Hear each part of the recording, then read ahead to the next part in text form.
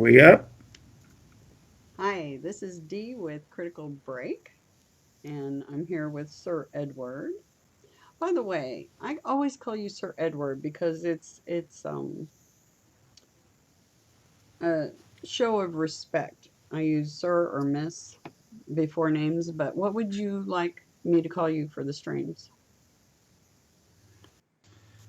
Uh, I don't know. I'm not into the place the big golden crown on my head. It don't fit for one. I don't care. You can continue whatever you do.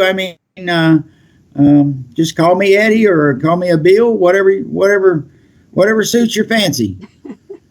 Okay, because somebody mentioned, well, he never calls himself that, and I'm like, well, it is a show of respect. Yeah.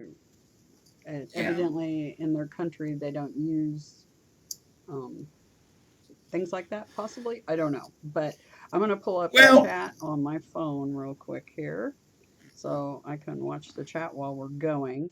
Um, anyway, this is the House of N and the House of L, and the House of N is Pleiadian. House of L is Anunnaki. And let's see. I think the House of And right now is starting to become the House of Hercules.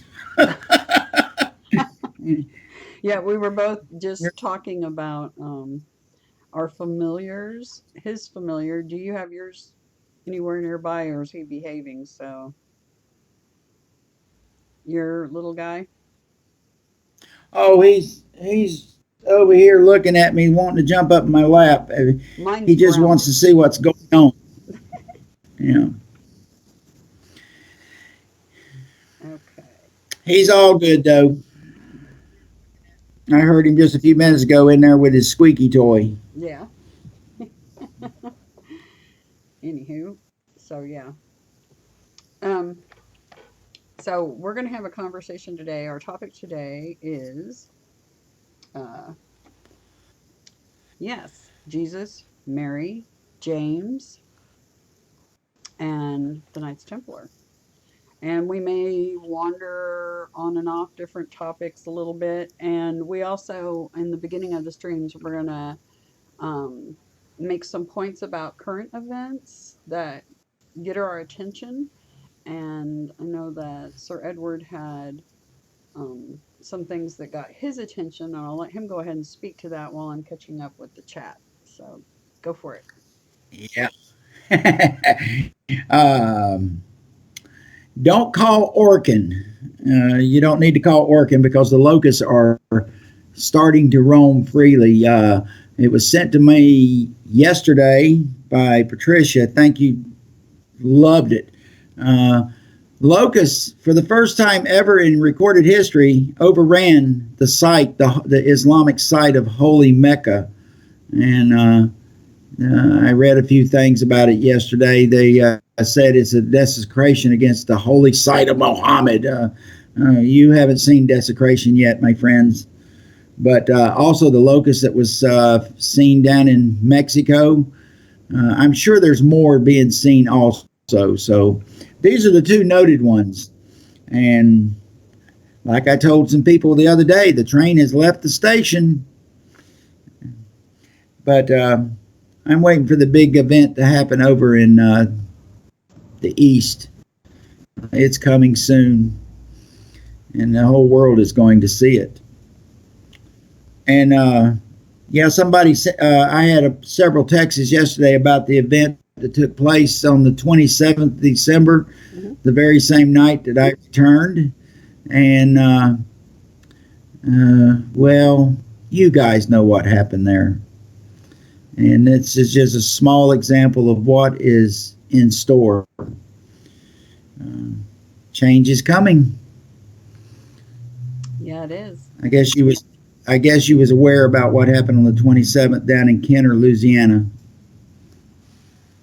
Oh yeah, Kenner. Yeah, something that was very close to what happened here to me on um, November 30th.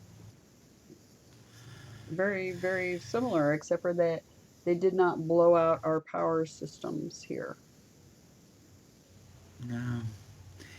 I had a very nice, lengthy, and productive conversation with my brother Michael yesterday about it, and we kind of laughed a little bit about it. He says, "I knew it had happened." I said, "How did you know?" I said, "I just was notified about it yesterday. Some people now are starting to see it." Well, Daniel called me and he says, "Our brother is back." And Michael's asked him, he says, "How do you know he's back?" He says, "I just saw in the news report a massive outage down near New Orleans." He said, "Transformers blowing up, power poles are splitting in two, they're on fire." He said, "There's like a 20-mile electrical grid. It is completely fried." He says, "I know he's back."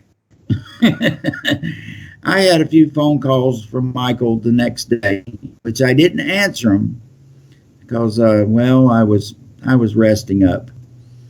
But we had our little conversation and a little discussion about it, and yeah, it's all good. It's all good. Nobody got hurt. It's just a sign. I can also assure you that the information that was put out on YouTube, the craft was not a mile wide. Sorry, you missed that one. But anyway, no one got hurt. It's just exercising and flexing our wings. Uh, but I will tell you something before we get started. I watched a very disturbing video this morning, a very disturbing video about the child slavery and the sexual abuse of children and stuff. Uh, this has been going on for quite a while, and it's getting ready to end very abruptly. But Boys Town, Nebraska, controlled and ran by the Catholic Church for a number of years. And the manipulation of politics within this country. Uh, I know they covered just a few of the bases and mentioned some of the people that were indicted. Some people went to jail, but it still goes on now. It's going on in Washington, D.C., and it all centers around, again, the fine people from Rome. It is disturbing. It is just plain out disgusting. And now people say, I've had a few people ask me here recently, how can this country be brought to its knees? I'm not bringing this country down to its knees. It's already came to its knees. And it's just going to be finalized. Things have to stop. And especially when you're harming innocent children, perverted people that, well, certain ethnic groups, certain political groups, and it don't matter if it's Democrat or Republican, they're all guilty. They're all involved with this. And I think we will discuss a little bit about that today if we have time. I'll just throw it in here and there. Just catch the curveballs, people. They will be noted. Yeah. This same bullcrap is still going on. No, nobody's going to drain the swamp because the swamp is going to be buried. Yeah. See, that's one thing that the House of Anne and the House of El are very, very firmly in the same camp, is dealing with what's going on down here and things of that nature, like what he just discussed about human trafficking and things of that nature. Because we're both firmly, yeah, have a problem with that. More than just a problem, it makes us extremely angry. So, yeah. The one thing I forgot to say, we're going to save questions for the end. So make sure you take notes, write them down, or try to commit them to memory and save them for the end of the stream. And uh, Sir Edward and myself share a great deal of respect, and we expect the same of the people in the chat room. So keep that in mind, and be respectful with each other in the chat room. And we both request that. So anyway, let's see. So let's see. Any other current events that? Well, I haven't talked much about earthquakes or volcanoes here recently, but I am watching them. I'm still doing things behind closed doors for some geologists. A dear friend asked me, could I talk about Cascade? Cascade is very quiet right now, but that is subject to change without a moment's notice. I will say this. There's going to be a very large earthquake very soon, witnessed up there between Kamchatka, Siberia, and the probably central part of the Aleutian Islands. Wait a minute, hold that thought there, people. I know some of you will say, well, they have earthquakes up there all the time. Well, yeah, they do. Very active seismic area, but it's going to affect the Cascadia. And when that happens, well, like I said, the train has already left the station. Cascadia is very silent, and when these seismic zones go silent, I think that's the time you better be raising your eyebrows, because the pressure is building up, and when the pressure finally releases, nothing good comes out of it. But I'm not here to talk about doom and gloom. I'm here to talk about, well, beautiful things that are going to come, but let's understand where it began, where we are right now, and probably the finalization of everything. Yeah. And the one thing I do know, I think we all incarnated here at the same time because of the fact that it is TikTok time's up. That's Gabriel's word. Yeah. He uses them all, and he's very sing-songy about it. He says, TikTok, time's up. And yeah, I think that's why we all are incarnate at this moment. So, yeah, a lot of important things will be happening. We do have some time, and that's why Sir Edward and I are going to cover a wide variety of topics. And I'm sure you all will have some questions and topics that are off topic from what we're currently talking about. And I assure you that future streams will probably answer most of those. But anyway, we were going to talk about today Jesus, Mary, James, and then the Knights Templar a little bit too. And we hadn't really discussed a starting point. So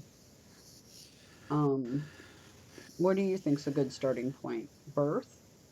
Well, I've talked to many churches over the years. I still go to churches and talk periodically, but nowadays most of them come here. But I think one of the biggest misconceptions and biggest lies that ever was told about Jesus was, when was he born? Well, we don't have an exact date, but we do have an exact time frame. And I will assure you, I can guarantee you that the evidence points that he was not born on December 25th, as most people celebrate. Jesus is the reason for the season. I'd like to remind people that, it says in there, put no gods before me, for I am a jealous God. Well, that's a little true. We are a jealous people. We do not want to be worshipped. But when I say jealous, it's loving one another as equals. Yet, that surely hasn't happened in the last few years. So, somebody would say, and they have, then if he wasn't born on December 25th, when was he born? Well, the first red flag about December 25th is Christ Mass. It is a Mass. The Christ. It is supporting and worshiping a pagan god, which was done with the Roman time at the time. But I didn't answer your question. When was he born? Well, if we look in the Jewish Talmud and some ancient Jewish records, it says, for the Messiah, Joshua, I didn't write this, the Messiah, Joshua, which is Hebrew for Jesus, came into the world on the day of the Sabbath of first fruits. That's mentioned in the Bible, yet it's never told. The Sabbath of the first fruits is the first day of fall, and it is always on September 21st. Now, I cannot physically and historically say he came here on September 21st, but that is pretty accurate in the assumption if you see that it said that the shepherds were tending their flocks. And you have to also understand in the biblical records, it says that there was a census going on. Jesus was already here. And anybody that's ever been to the Middle East during the winter months that we know about over here in North America and parts of Europe, it gets quite cold in the Middle East, especially around Jerusalem. I've seen pictures of snow. I've got friends that live up there that's told me it's snowing here in Bethlehem. It's snowing in Jerusalem. Because it's in a desert area doesn't mean it does not get brutally cold. And in them days, sheep were looked upon as prize. I mean, part of wealth. The more sheep and cattle and camels you had, the more wealthier you were. So, you know, they said the shepherds were out tending their flocks. Okay, we don't know what kind of flocks. It could have been anything, but they were tending their flocks when the Christ child came into the world. Now, with a virgin birth, you just cannot make this stuff up. Think about this, people. A virgin birth. I mean, it is physically possible, artificial insemination, but Jesus being the first child of the, as the Catholics put, the Sacred Holy Mother Mary. Well, we have also evidence from ancient Hebrew teachings talking about Jesus's oldest brother, James. Whoa, that put the brakes on, didn't it, Dee?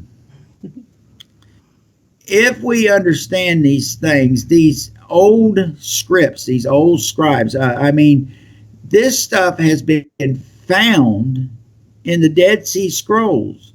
It also is talked about in the ancient Nag Hammadi diaries that the young Christ child came upon the morning star.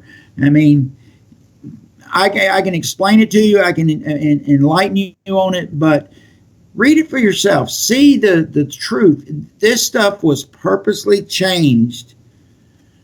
Was he born of a virgin birth? I will say this. No. Genetic engineering. Was he? Genetic engineering. Yes.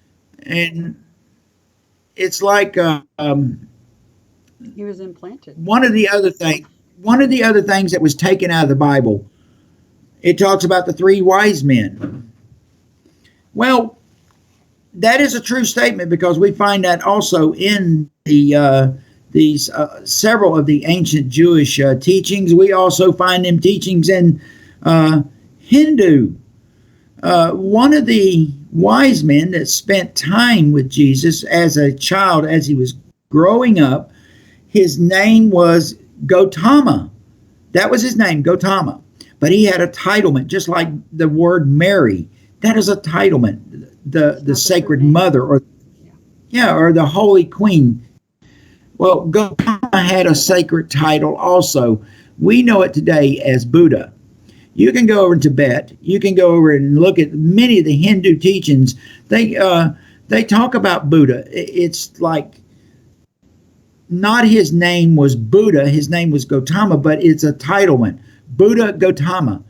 And there's ancient old books that were purposely taken out of the Bible because, well, we got to talk about Christianity, but we can't put Hinduism in there. We can't put Tibetan teachings in there because that will take away from, well, our power structure. Yeah, And people, it's about control. And the Nicene Council, they are the guilty ones that did all that. And but you can still find elements of it. And when you read some of these elements, then it raises red flags in Christianity. I've said for a long time, sister, is that history is a lie because man created the lie. Man created God in his image. But, yeah. Yeah. So there's a lot of... Jesus has a lot of names. Emmanuel is one of Jeshua. them. Yeah. Isos. How many other names? There's Uriel. Yeah. And see, people don't... I mean, I have a lot of names too. I won't mention some of them, but that's okay.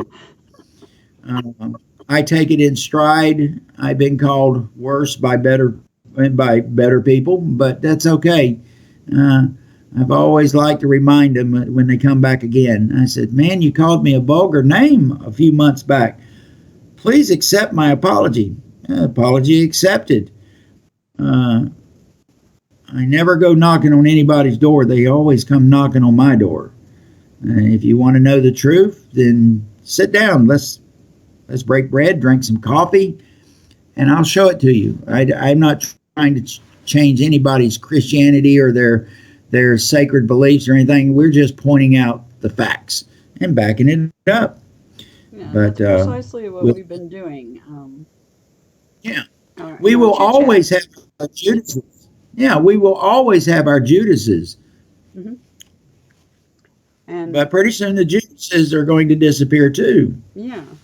Well, it's what we're doing here is basically, and I kind of wish we had done this from the beginning.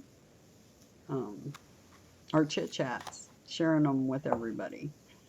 So we're going to try to cover everything that we chit chatted about in the past as well, and probably with some additional stuff. But yeah, so Jesus has many names, and I've also chatted with Sir Edward about the fact that there's a likelihood of multiple players on the field when it comes to Jesus. Just like people, if they really pay attention, multiple gods, multiple sons of those gods, etc. And it's come to my attention because I've always suspected that there were at least two of them. And then it came to my attention possibly three, maybe more. And the thing that came to mind is, why would that occur? Why would there be multiples? And my guess is, educated guess, is different ET races all trying to claim the throne. Yeah, well, I will say this. The Federation, we're all conjoined as one. Nobody's trying to claim any throne on our end. I mean, the House of N, most likely the House of L, because we're all connected as one. Yeah. But yeah, there is certain parties, and some of these races, as you just called, they've been here for a while. They're doing their little dirty deeds here and there. And that is all going to come to a stop. We could make a conversation about the Dulce base, the underground network system out in the southwest of this nation. But I feel that most people do know exists. Even the government has admitted that, yeah, there is a network, a tunnel system network that is out there, but it's for defense purposes only. No, it's for you to think that you're going to hide from what's coming. Well, you know what? I've said in the past, I'll say it again. Run right in there in your little tunnels, your little vaults underground. Yeah, get your hidey holes. It's not going to do you any good. Yeah. But Nobody the subject matter. Exactly. And the subject matter about Jesus is a very fascinating subject matter.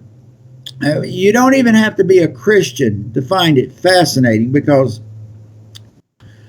the evidence has always been there. The evidence has been, in some cases, hijacked by religious organizations, denominations, and put their spin on it that has no credibility.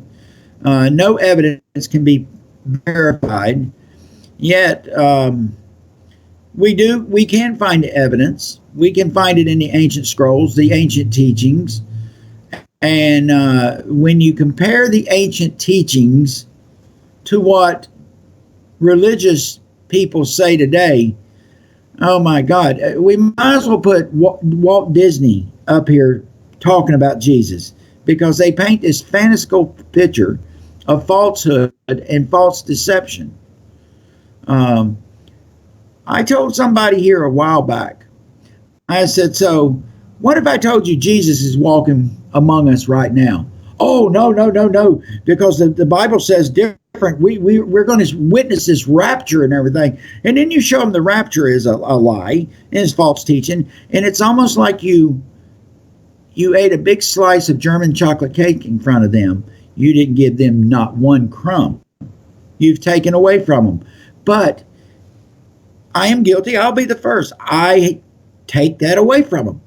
But if I've got German chocolate cake and I'm sitting there eating a slice in front of you, it's almost assured you're going to have a piece of that cake in your hand also.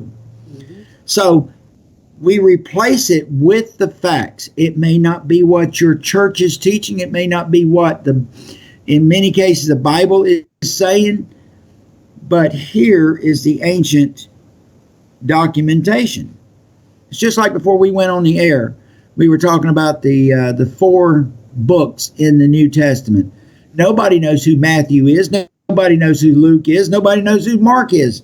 But the creation or the invention by the author of Matthew or Mark or Luke. Wait a minute, Eddie. You just said the 4 books of the New Testament. I did. Why would you put the 4th book of the New Testament, written by John, which has been verified, and John has 5 writings within the Bible itself. And John not only talked to Jesus, but he walked with him, and he went many traveling places with him. This is the deception that religion has created for itself. Yet John said, and the Lord said this, and the Lord said that, and the people came to him asking and feeling and seeing. Okay, this is a true testament of what John witnessed, because, well, he walked with him. It's not a fanciful thing to keep the control over the people that, Jesus may not have been an earthling. So Jesus walked on water. He turned water into wine. He raised the dead. Well, you know what? That is a physically probably true statement, because wine is created from fruit juices, which are, 90% water? So, okay. Maybe they didn't know the terminology of the scientific lingo of the days. They only spoke it in the lingo they knew about. But when you point this stuff out, physically point it out, it's you take away from people. I don't want to take away nothing. Actually, I want to take away all the BS that is out there, and put the actual stuff. And when I put the actual stuff, I mean, I'm going to show you where I got my data, stuff that I know to be physically and spiritually true. And, accept it. Let your heart talk to you. Let your spirit talk to you. Your spirit will be probably screaming with joy. Yes, yes, I'm tired of eating this stale bread. Now I've got me a 5-course meal. Look at this. Yeah. And guess what, people? Not one time will I pass the offering plate. I had to throw that in. Now, so you're based on your estimation, is this based on the birth of Jesus? Is that based on the Gregorian calendar, or is that based on? Well, the Gregorian calendar is another creation of the Catholic Church.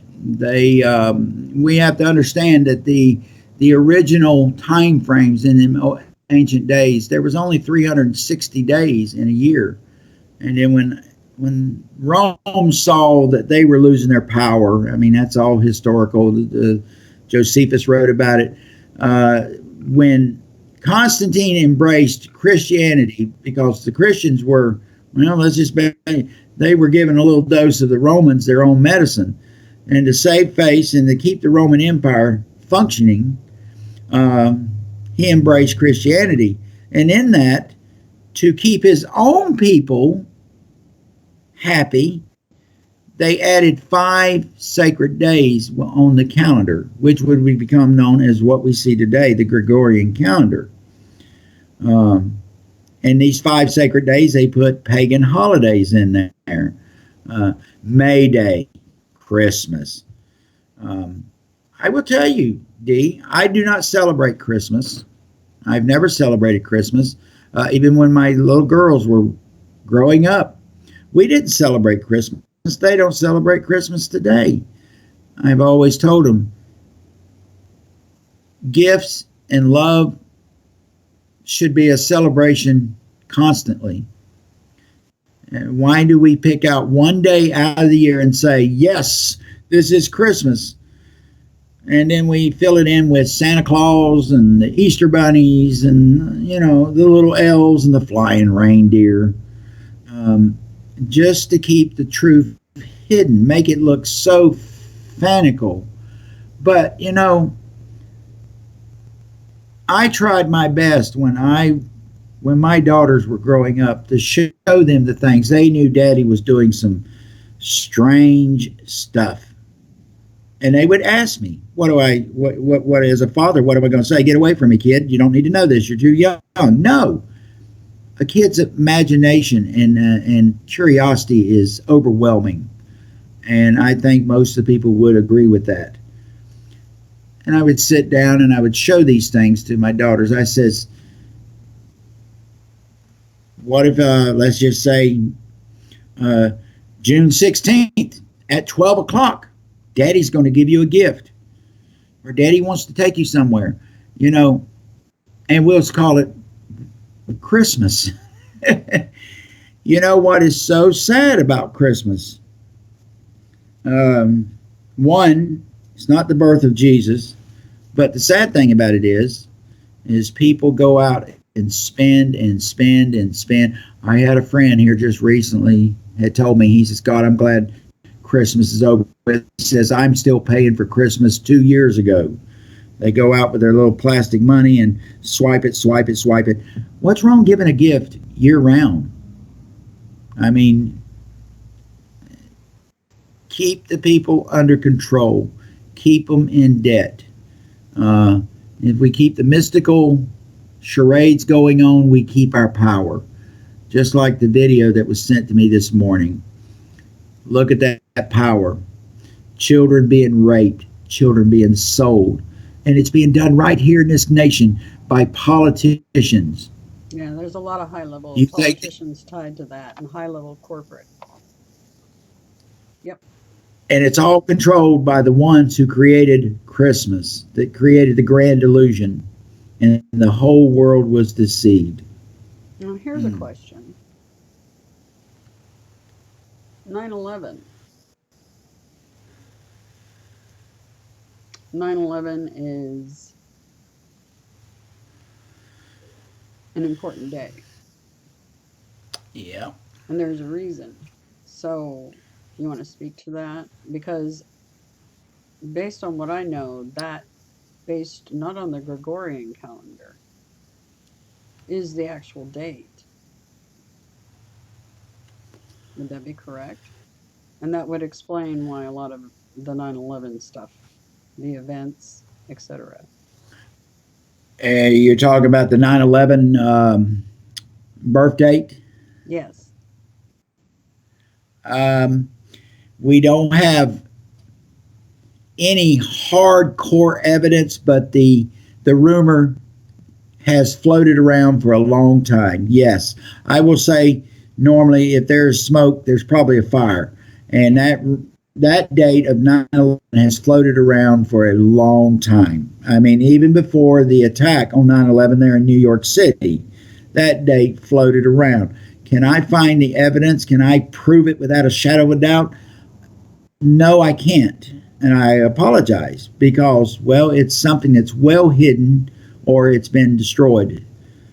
But during them time frames, when we see what many of the ancient Hebrew teachings, especially in the Talmud or the Kabbalah or whatever, they talk about 9/11. They talk about 9/21, the 10-day period in there.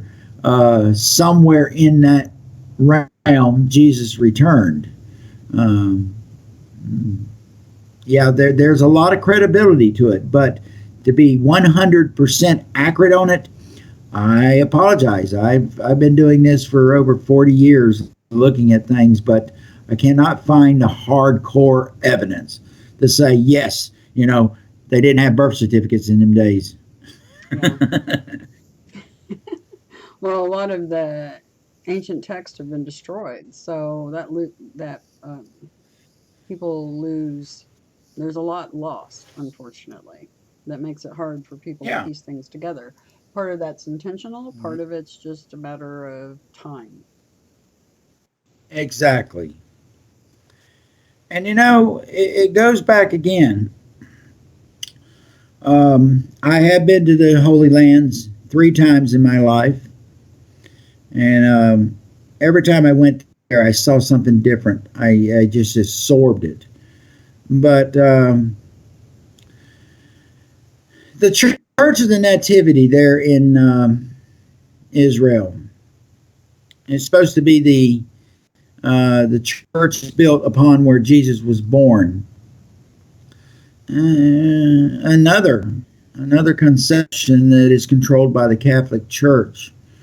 Um, the Church of the Holy Scepter, which is supposed to be built over the tomb of Jesus. And they've then found out that some of the masonry there, some of the concrete there, doesn't match the time frame. I've been to the sacred tomb where he was taken after he was taken off the cross. A lot of people don't realize that Jesus' father was a carpenter. Okay, that's true. Jesus' father was named Josephus or Joseph. That is true. But what they never tell is that Joseph of Arimathea is actually the earth father of Joshua.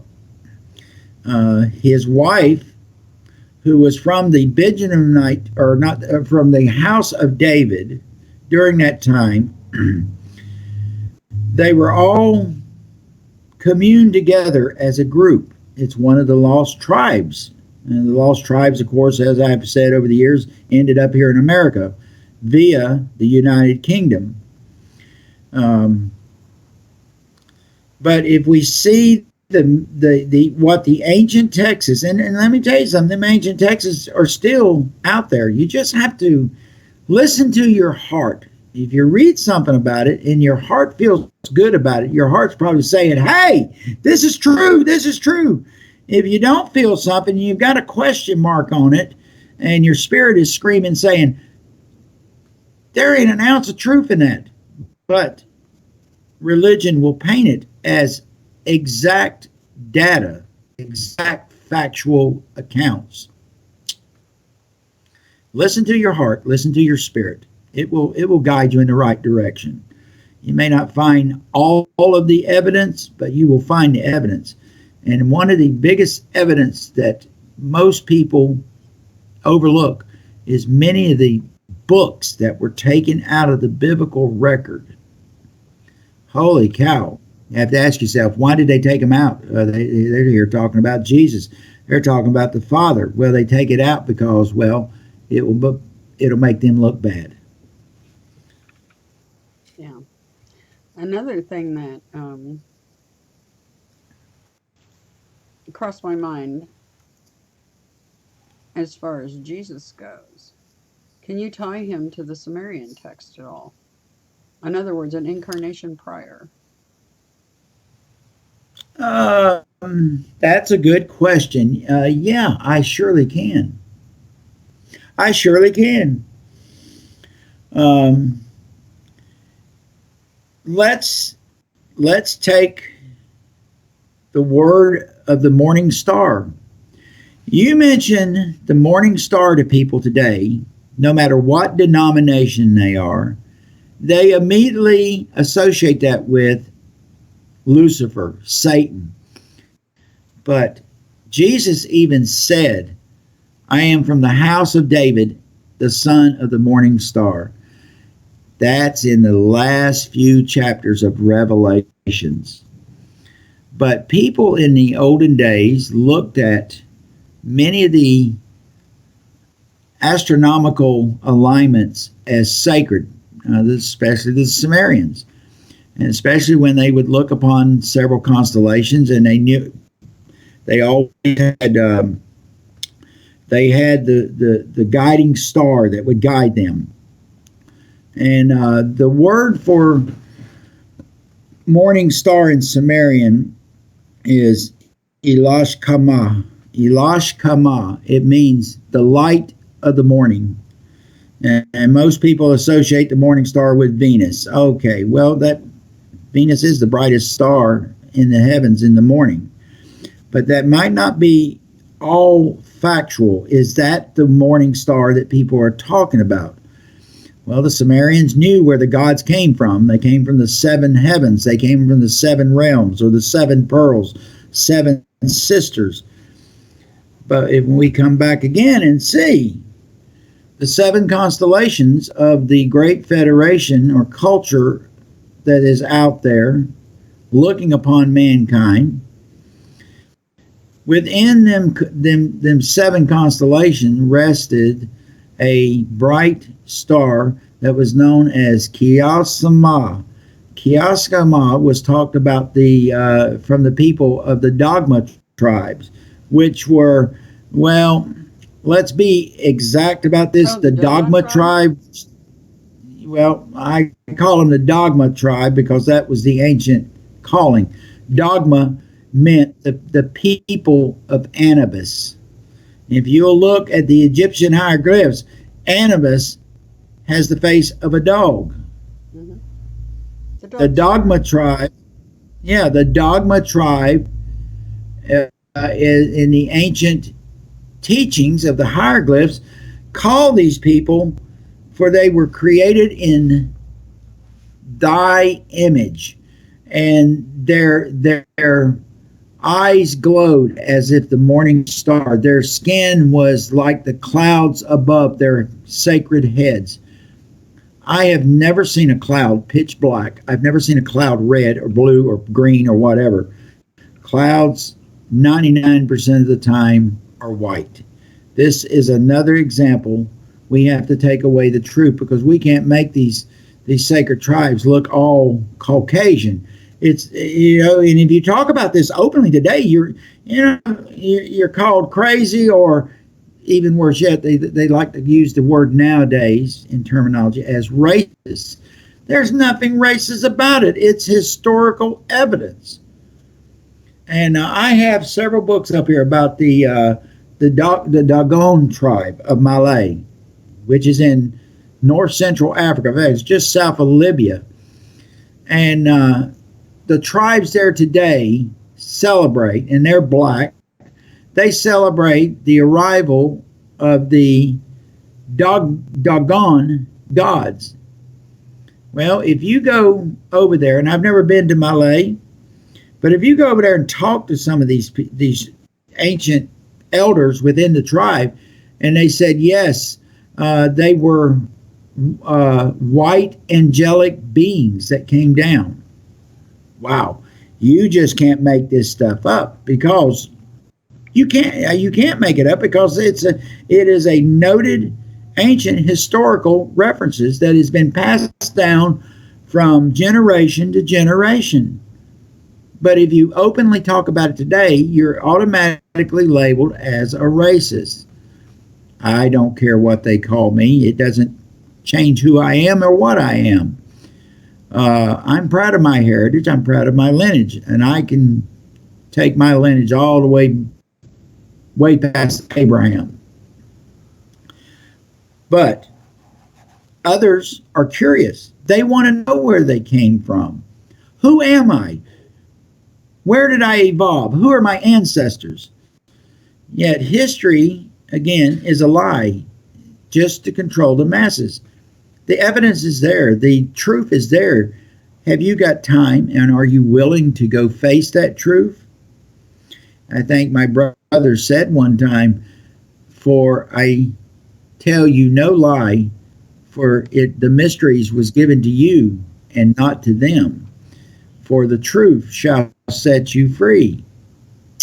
Wow. I think that's a very powerful statement. Mm-hmm. But who am I? Everybody's ready. Everybody's ready to jump on the bandwagon and crucify and judge others for showing the evidence.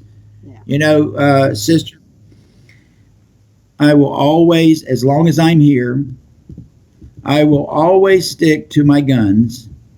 Everybody wants to hear the truth until somebody speaks it. Very true. Very true. So we've covered his birth, the possibility that other races could be claiming the exact same entitlements. Yeah. And as far as tying it to the ancient texts, I mean, a prior incarnation, you didn't say who. And who on the incarnation? Yeah. Well, if you look at the Sumerian list of kings, yeah, the kings list. The list is very, very unique. Yeah. We can find Jesus' name all through the Bible, but do we really find his actual name? Yeah, it's in the king's list of the Sumerians. I don't ask people to go out and try to learn the Sumerian language, but it's there. It's in 2 Kings. Holy crap. Let me see. It's 2 Kings.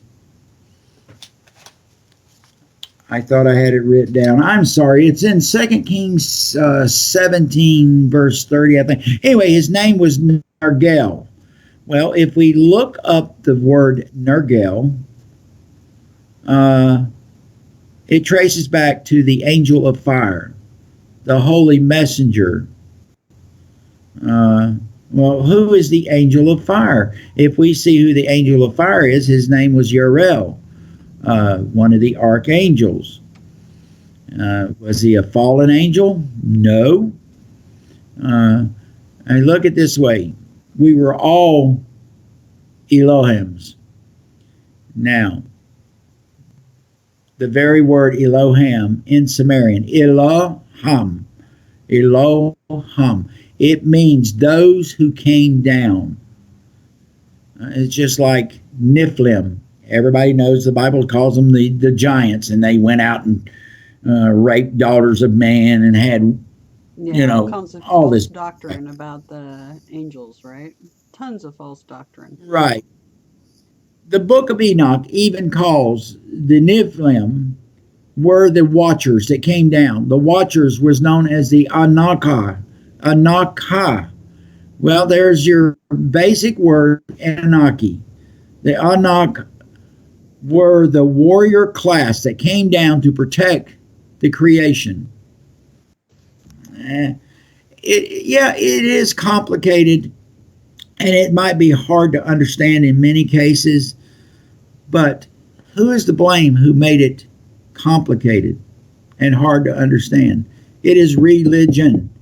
All roads lead to Everybody, yeah, everybody wants to know where they came from. Where's my descendants? Am I French? Am I from Spain? Am I Armenian? Am I from the bloodline of David? Who am I? Where am I? Where do I fit into this granular picture? They have all, and when I say they all, the Church of Rome, the beast that is mentioned in Revelations, took all of this away so people wouldn't know who they were, who these sacred beings were. So, yeah, Jesus is mentioned in the Sumerian texts, Nergal. God, I wish I had that somewhere. I apologize. I know I've got it here somewhere. And which one on the list of the kings is that ranked? First, second, third, fourth, fifth? He was known as he was the angel that brought fire.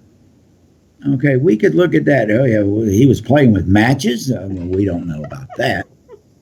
But the angel of fire in the ancient teachings was known as the archangel Uriel. He was also known as Jeshai. It's almost like Joshua. Yeah. Over the course of history, these names change. These names kind of filter away. God, I will probably not sleep today until I find that. You got time. Go ahead and look for it. Yeah, well, let's see. Restore. The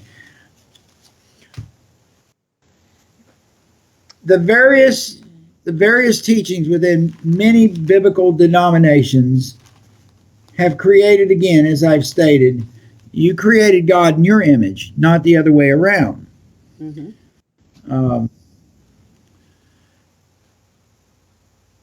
So you have, yeah, and if you see also, why is there nothing about Jesus' early days? Why is there nothing mentioned about his childhood? Well, because we don't want people to know that he had Buddha that walked with the sacred family when they went to Egypt and hid out because Herod was having what he called the massacre of the innocents. Yeah, Herod. And then when Herod died, they came back. Having killed, right? And he killed all the firstborn males, right?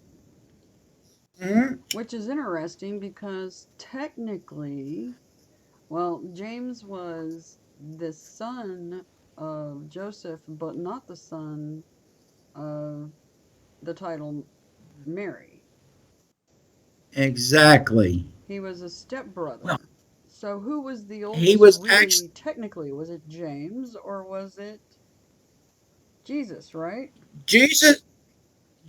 James was the oldest, and that was the most shocking thing when I read that years ago.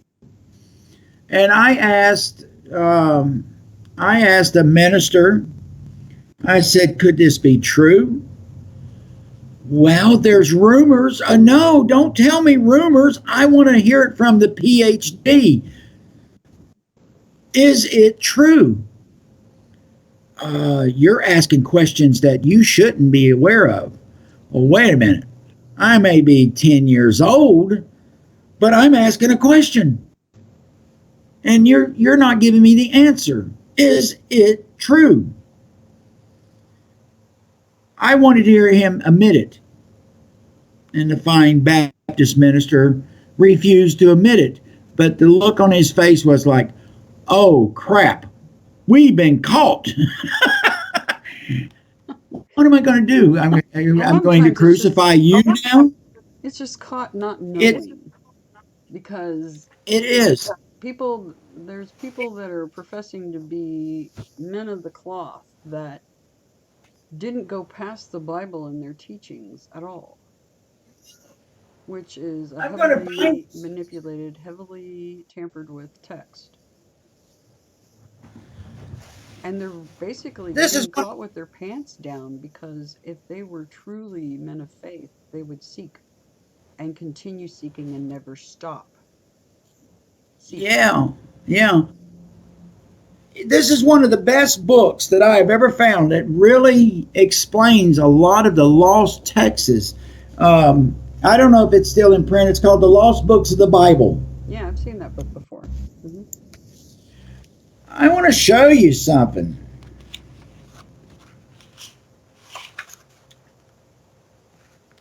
Um, the birth of Christ, the adoration of the Magi, the birth of John the Baptist, present days, the early days of Jesus, the childhood of Jesus.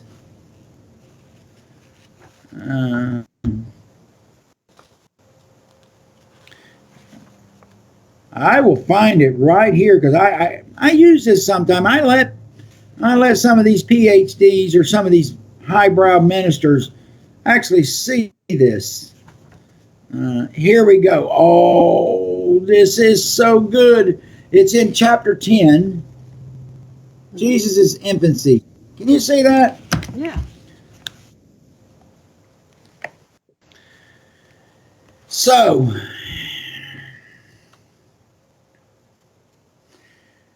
this is what it says. I'm not going to read you the commentary because the commentary is quite long. I'll let you make a decision for yourself. In the same city were the two wives of one man who had each a son. One of them was called Mary, and her son's name was Caleb. Okay. Doesn't say Jesus. It doesn't say James. Do you know how to say James in Aramaic? You know where this is coming. Yep. You know what's getting ready to happen, don't you? Oh, yeah. Absolutely. The word for James, or Jama, in Aramaic is Caleb. You can't make this stuff up. Nope. It's right there. But it's not in the Bible. So let me go on. She arose and taking her son went to Lady Saint Mary, who was carrying child, and offered her very handsome carpet, saying, "Oh, my lady, dear Mary." Mary again is a titlement, Mare, mentioned in the Sumerian texts. She was known as the queen. "Accept this carpet from me, and instead give me a small swaddling cloth, and give me blessings." To the Mary agreed, and when the mother of Caleb was gone, she made a coat for her son, and a swaddling cloth. He would soon appear. Wait a minute. Why not say he will soon be born? No, it says he will soon appear. And the son of the other mothers waited intently. This is the infancy. Now we can go on down here.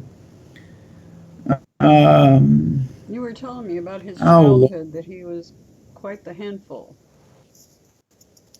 Yeah.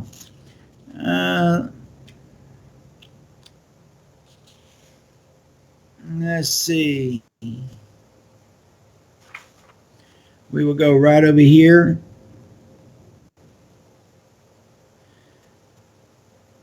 Oh, here we go. This would be in chapter 22 of the infancy of Christ. Now, it's a long story, but let me read what it comes up here, and then I'll read you the commentary. The commentary is very short on this because Well, a lot of these old records were either destroyed by the Catholic Church or they have never been found. But this is what it says. And Joseph was the carpenter of the great city. Well, what great city? He traveled everywhere. It doesn't say. And wherever he went, Gautama and the Christ child followed. And where he sent for work to make for the gates and the ships. Jesus' father was a carpenter, right? Joseph of Arimathea was also a great shipbuilder, traded with the Romans and built ships for the Romans. So, okay, he was a carpenter, but he didn't build chairs and tables. He built boats. And often Joseph, not Joseph, Joseph had all the teachings that he could endure. And the Lord Jesus would also stretch his hand toward and presented, it became Joseph that would receive blessings. And Gautama was proud, for now the king of Jerusalem would grow into a man of honor, and along that would take his place as he had been ordained to be. So, and it goes on. It talks about the labors of the carpentry. But here is what this chapter that opens up with a commentary. You see, the commentary is not very long. Yeah. This is one of the reasons I love this book, because they bring the commentary first, so you'll have a basic understanding, and then you go into the ancient teachings. And this is what the commentary says: Christ miraculously widens his knowledge and contracts many things to watch his Father do the carpentry work. And his teacher, okay, it doesn't give his teacher's name, but we already know his teacher was one of the wise men, Gautama, Buddha,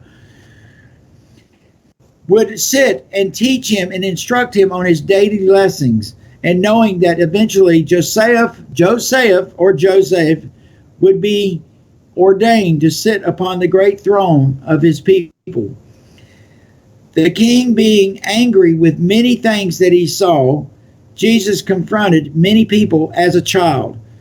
And while he pulled the others and bring in the proper dimensions, whereupon bystanders would know that he was the son of God.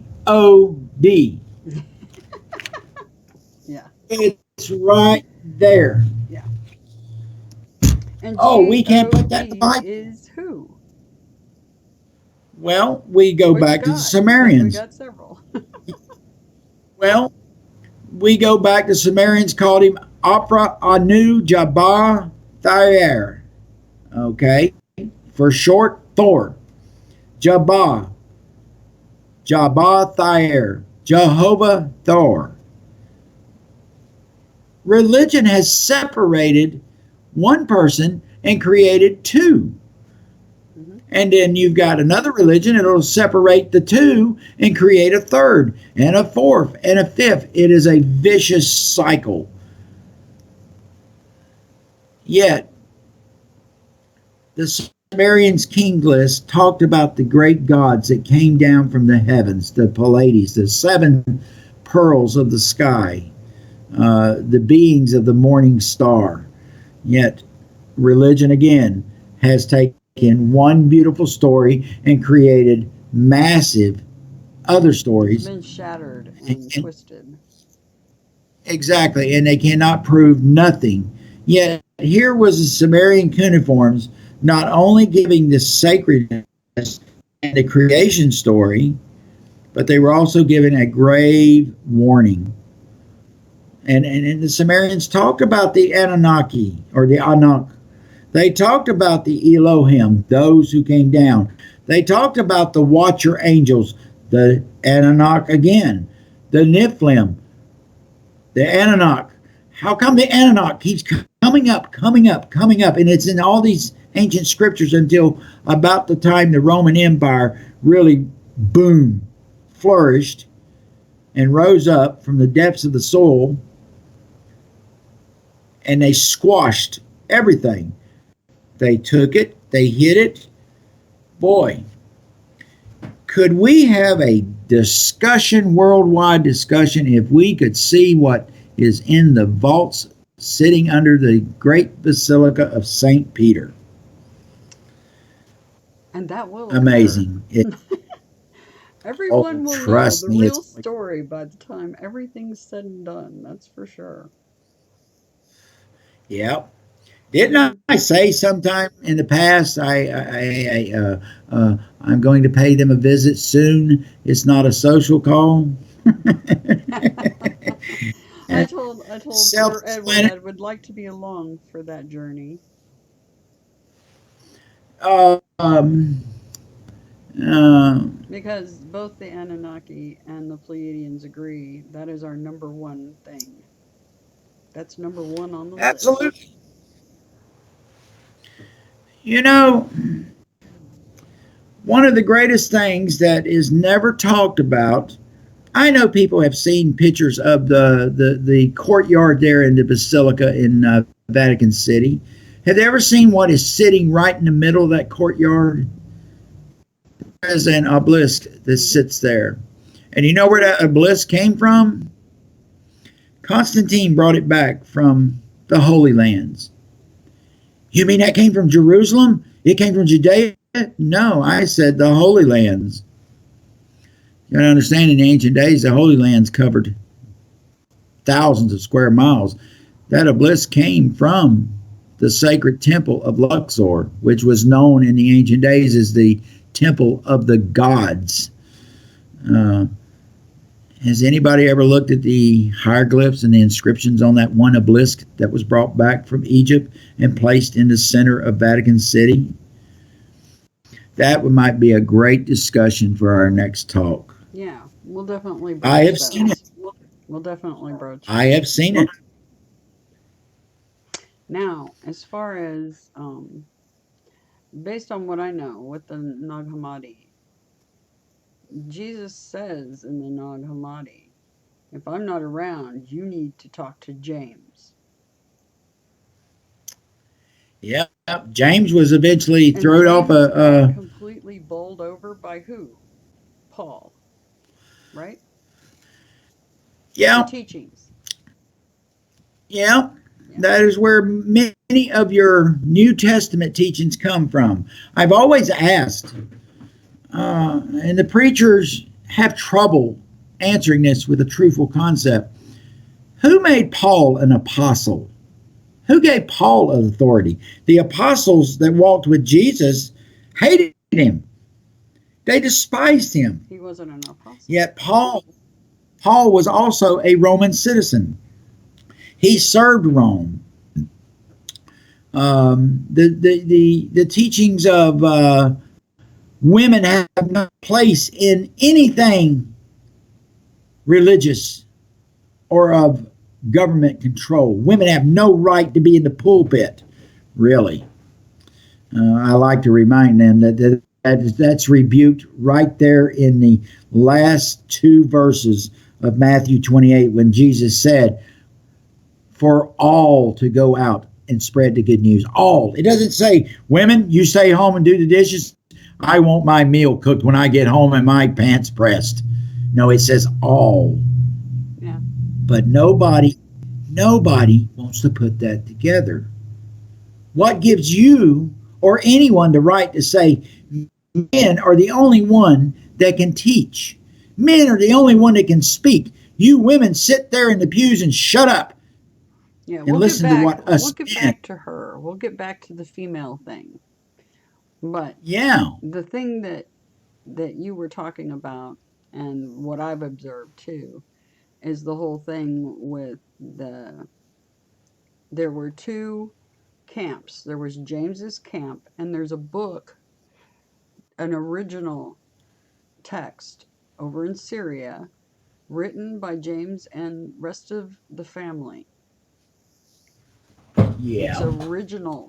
Oh, original text from James and rest of his family regarding his life, his teachings, etc. And the Vatican basically went with the teachings of Paul instead. You want to expound on that a little bit? Yeah, I can. I can. Can you see that? Very good book, Nag Hammadi. I've got it Very good in book. PDF. And So if you go to chapter 321, it's called the first revelations of James. There's also the second revelations of James. So let me turn over here to 321.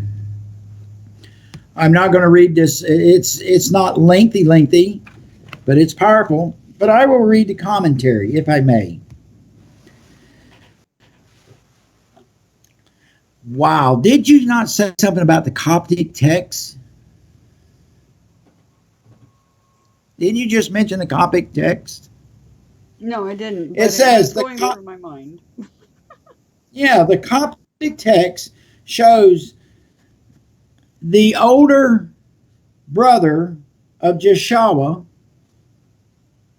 who was crucified by the ruling class of the Sanhedrin, to believe to be around 38 to 44 AD.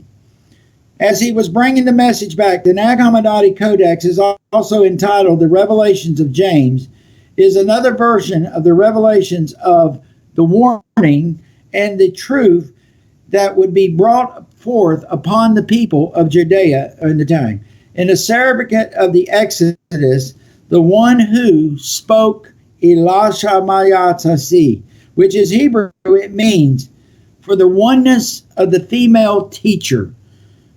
The first revelations of James goes on as the writings of Mark within the New Testament on the 72 powers of the heavens mentioned in the book of Daniel. Daniel is also known as Uriel or Belshazzar. Could it not be one and the same as we're talking about Jesus? And it goes right here, and there's one thing. It says, James said, within me will not be silence, and within me is a hidden mystery. I am faint of heart before I share this because it angers me. Why is James so angry? Just maybe because of what we're talking about right now. Mm-hmm. Am I angry? No. I'm actually joyful because the truth is going to eventually come out. It always does. Yeah, you know, people that study the Bible, people who belong to whatever denomination they do, if they have books of religious seculars and they read things on the YouTube or whatever, you know, I highly recommend that this is probably one of the most eye-opening books that anyone, whether they're a believer, they're an atheist, or whatever, can ever read. It covers just about everything the Bible covers. The only thing it doesn't cover is who the ancient gods were and where they came from. And how they tie to this whole story. Exactly. Exactly. Mm-hmm. Paul is used as an example of control and fantasies, non-truths, because the Catholic Church exalted Paul up to that. They even, you know, the Catholic Church today even proclaimed that Peter was the first pope. Peter hated Paul. You can find evidence in the Nag Hammadi. You can find evidence in the biblical records. You can find evidence in the Jewish Talmud. There's many records out there where Peter really had a bone with Paul. For good reason. For a good reason. Yep. And eventually Peter would be crucified by the same people that said he was the first pope. They would also crucify eventually Paul. Just because the truth they knew they witnessed. Yeah, religion is the beast. Religion has always been the problem. Religion has taken away and stolen things from the innocents. And, again, we will be called many vulgar names, and who cares? You can call me anything you want. It doesn't change the facts. It doesn't change the scenario. I will continue marching forward until all of it's done. And it's complete. It's final. But I've always enjoyed it. It's my reward. It's my offering plate of passing. That when I have people that actually come out of the woodworks and try to be my own personal Judas, and eventually they find out they didn't rattle my cage. God, I called him everything except his name. And then they see the truth that we're showing for themselves. And the next thing you know, brother, can I come in and talk? Real humble. Oh, hell no, you called me an SOB or, a liar or a fraud or whatever. You know what? No. My door is always open and you embrace them. Welcome home, brother, or welcome home, sister. Come. Let's share food. And that food could be anything. Breaking bread, it could be a ham sandwich, who knows, a bag of chips. But when I say food, it is the knowledge. It is the truth. Now you have witnessed it.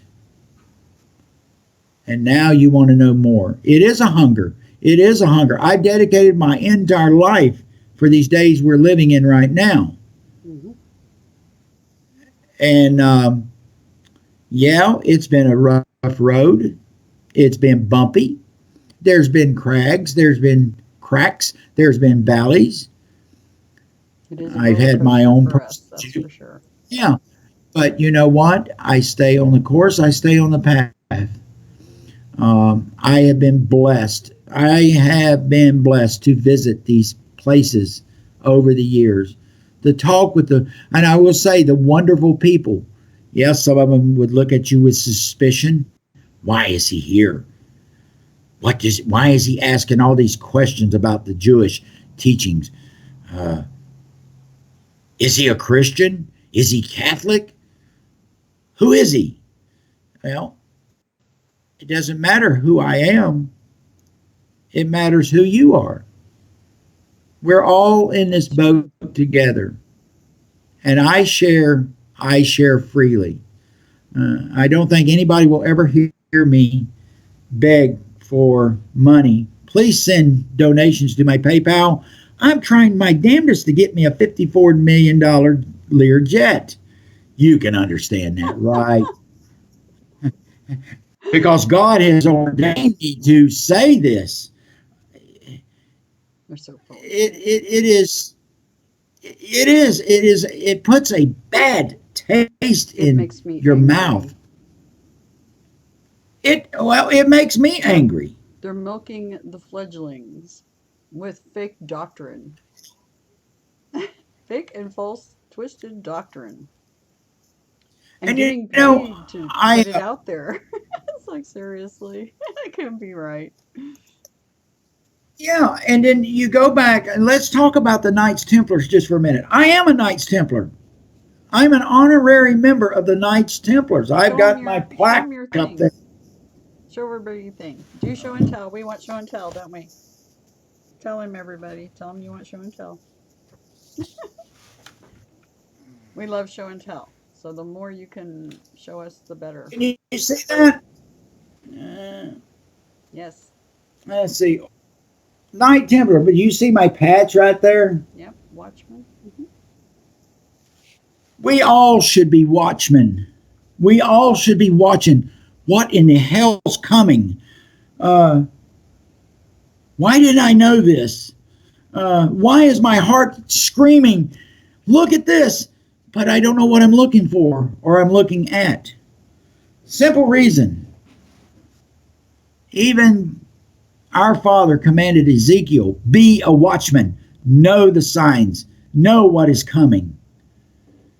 I don't go around saying, stand behind me, bow down and worship me. After all, I'm a Knights Templar. The people around here in Lafayette knows I'm a Templar. And some of them went, I don't want to be drinking whatever he's drinking. I drink coffee. I drink water. I like pineapple juice too. That's a private joke. Only a couple people are going to pick that one up. But that's okay. No one has ever said, wow, he is a Knights Templar. I've had people come in my office here and look at that and it says, oh, Knights Templars. Are you a Knights Templar? Yes, I am. I think everybody should be a Knights Templar. But what were we protecting thousands of years ago? We were protecting the Grail. Yeah, you were protecting the bloodline. Yeah, the Grail. Yes. The Holy Grail. The Grail. Oh, wait a minute. Everybody thinks it's a You're cup, wrong, and they're brother. wrong. Yeah, you're wrong, brother. The Grail is the sacred cup that Jesus drank out of, and Mary Magdalene scarfed up his blood while he was being crucified. You're wrong. No, I'm not wrong.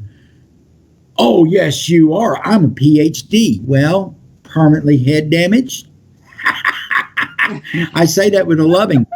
Then you show them the evidence. Again, I urge people to learn the language. I learn these specific words that are put out there. The Grail, Sangreal or Sangreal.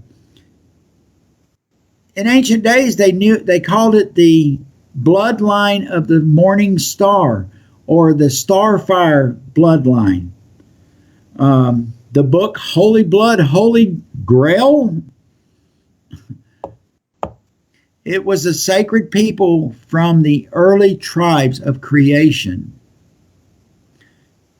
Again, you can't make this stuff up. I don't want to make it up because it's true. I can't make it up. See my book here? This is another one of my research books. See it? Yep. The Holy Grail. The mystery of Saint Ramez. Yes. It ain't no mystery. It's just a hidden thing. Where the Holy Family came after the alleged crucifixion. Yeah.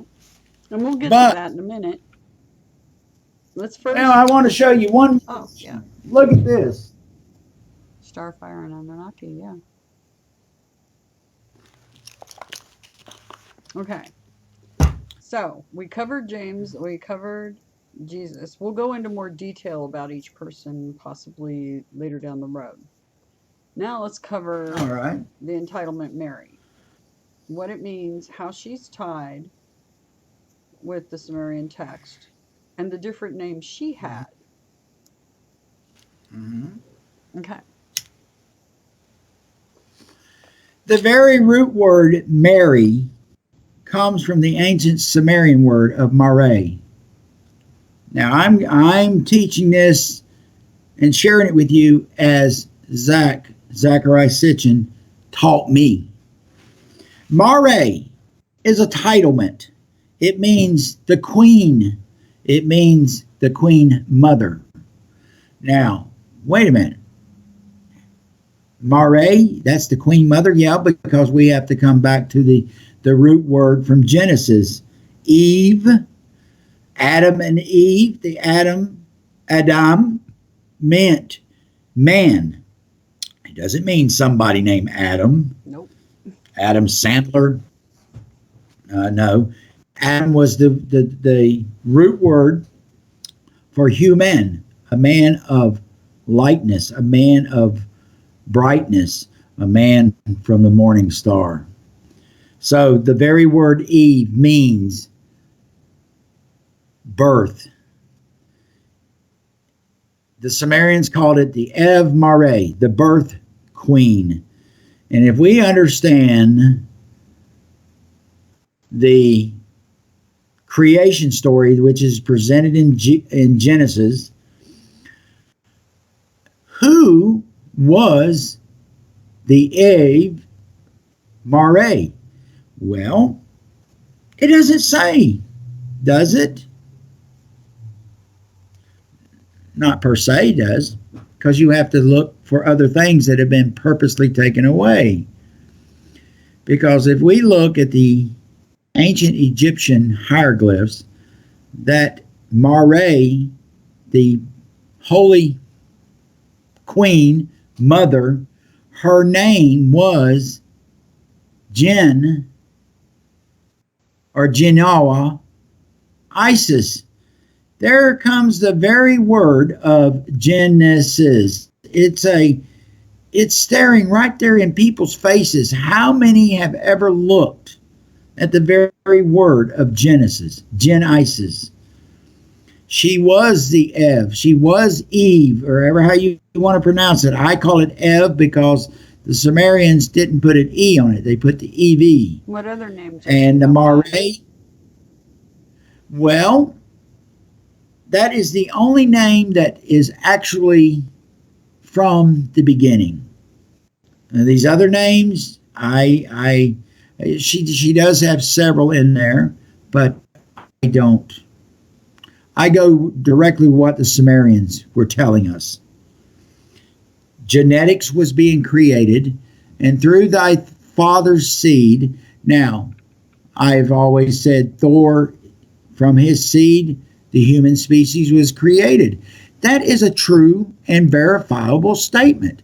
But how come the Sumerians knew who the Elohim, those who came down, and they listed a list of great rulers or kings or gods, whatever you want to call them, that their seed was also being placed within the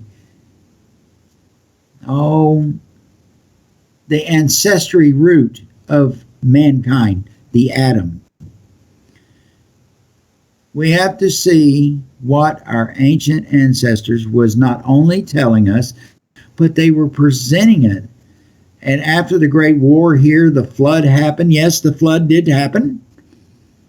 But civilization and many of these teachings were moved around across the globe. And we can see the same thing that the Egyptians were telling us about Isis. We can also see what the Incas were telling us about Isis. We can also see that the Mayans, even Native Americans today, talk about the holy mother that came down from the blue Kachina. Wow. Again, you can't make this stuff up. It's staring you right there in the face. Blue and red Kachina is all about the Sirius star system. And the Egyptians called the Sirius the dog star, did they not? Yep, the dog star. Yep. And there's Sirius A, B, and C. And why did the ancient Dogma or Dogon people of Malay knew exactly where their fathers, their creators came from? And the Dogon, they came from the Inanna. Yes. Inanna, yeah. As certain time, a bunch of names. Yeah. You got to understand that there was multiple genetics going on. Multiple things going on, because and I like to use the Pleiades for example, but it wasn't just the Pleiades. There was many people within the Galactic Council that were bringing their genetics to create an extension of their society. Well, now, I know, brother, you know this stuff because you've lived it and seen it and studied it, but you called them the Aryan Veda Yazrael. And you said that meant the sacred holy people. And that's what Veda Aryan Yazrael means, the sacred holy people. Now, the very word Aryan, again, you will be called a racist if you talk about the Aryan race, or as most people call it today, the Aryan race. Oh, it's a beautiful story that we shall make man in our image because, well, we can and we want to. And then when we see that the Anunnaki, the Pleiadians, the descendants of Moses, the Egyptians, the people of Israel were all Caucasian. How do we know this? Because of DNA testing. They were doing DNA back in thousands of years ago then. Man is just now scratching the surface about it. Mm-hmm. And, I don't have a medical background, but I have studied this for number of years, the DNA, and I have been privileged and honored to talk with some of the best experts in the field. They taught me, just like Zachariah taught me. It was like I knew this stuff, but now I'm getting a refresher course so I can catch back up to my own consciousness in this lifetime, this final lifetime here. I reincarnate. And even Jesus, when he walked with Gautama, talked about reincarnation. Look at the people of India, Tibet, and several other cultures and societies. They talk about reincarnation, being born again. Even Jesus said, ye must be born again. What does that mean? Oh, you have to be washed in the blood of the Lamb. Not this day in lifetime, because I've already been born. But we can't put this in the Bible for the simple reason is it's going to take away from the Catholic control.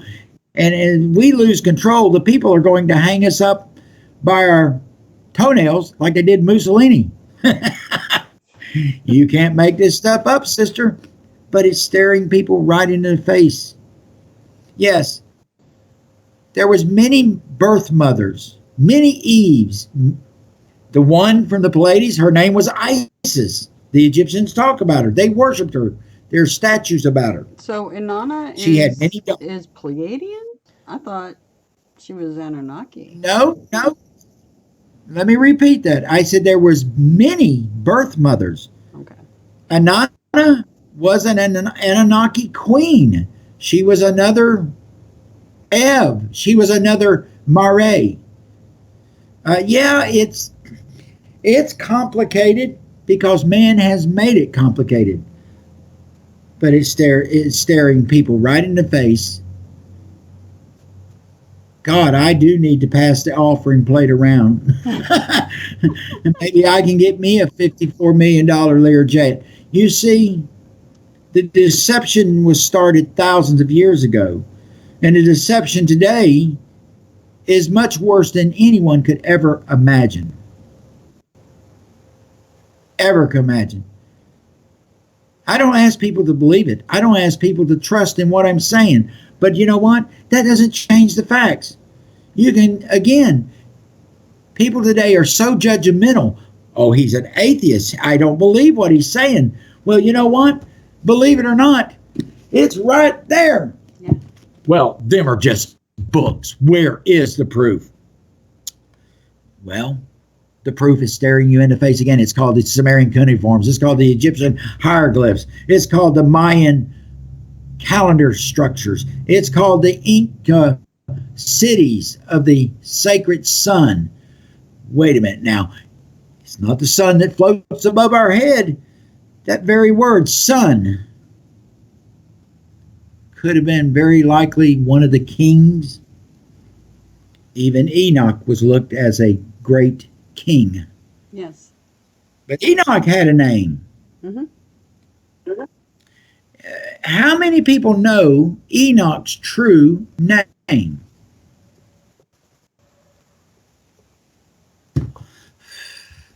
I've never heard it mentioned except a few cases. Somebody has found it and, oh yeah, well, I'm going to make a new DVD of this. I'm going to give them the truth, but I want to put a little bit of McDonald's mystery sauce in this. Well, that's the problem. You're putting mystery sauce in it. It don't need no mystery sauce. Enoch's true name was Enoch, Enoch, Enoch. Okay. Enoch is Sumerian for teacher or holy teacher. But let's go right over into the second book of Enoch. And it says, the sacred teacher Metrogen, or Marina, and I'm going to put both of them words together. Metrogen is the Sumerian word for Metatron, which meant an archangel. Well, where did Metrini come from? Well, let's go back to the fine people of the Mormon Church. Joseph Smith, he was visited by the angel, the holy angel of Moroni. And he gave him the 7 golden tablets. I believe that story because that story is also mentioned in, well,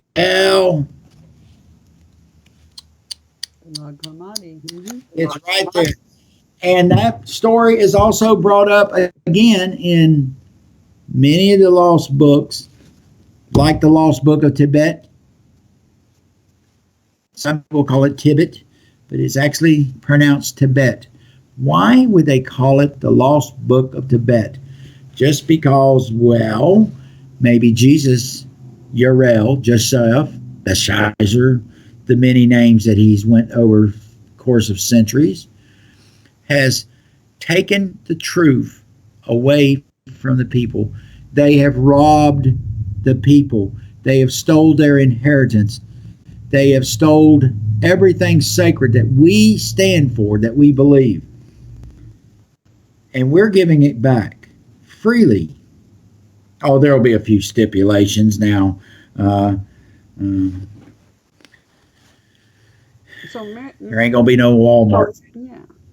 One of the incarnations, like we were discussing with Jesus and his prior incarnation and who he is on the king's list, with Inanna, Isis, Ishtar, one of her incarnations is Mary Magdalene. Yeah. And who was Mary Magdalene? Yep. Who called Mary Magdalene a whore? Who called Mary Magdalene a prostitute? Well, that is self-explanatory.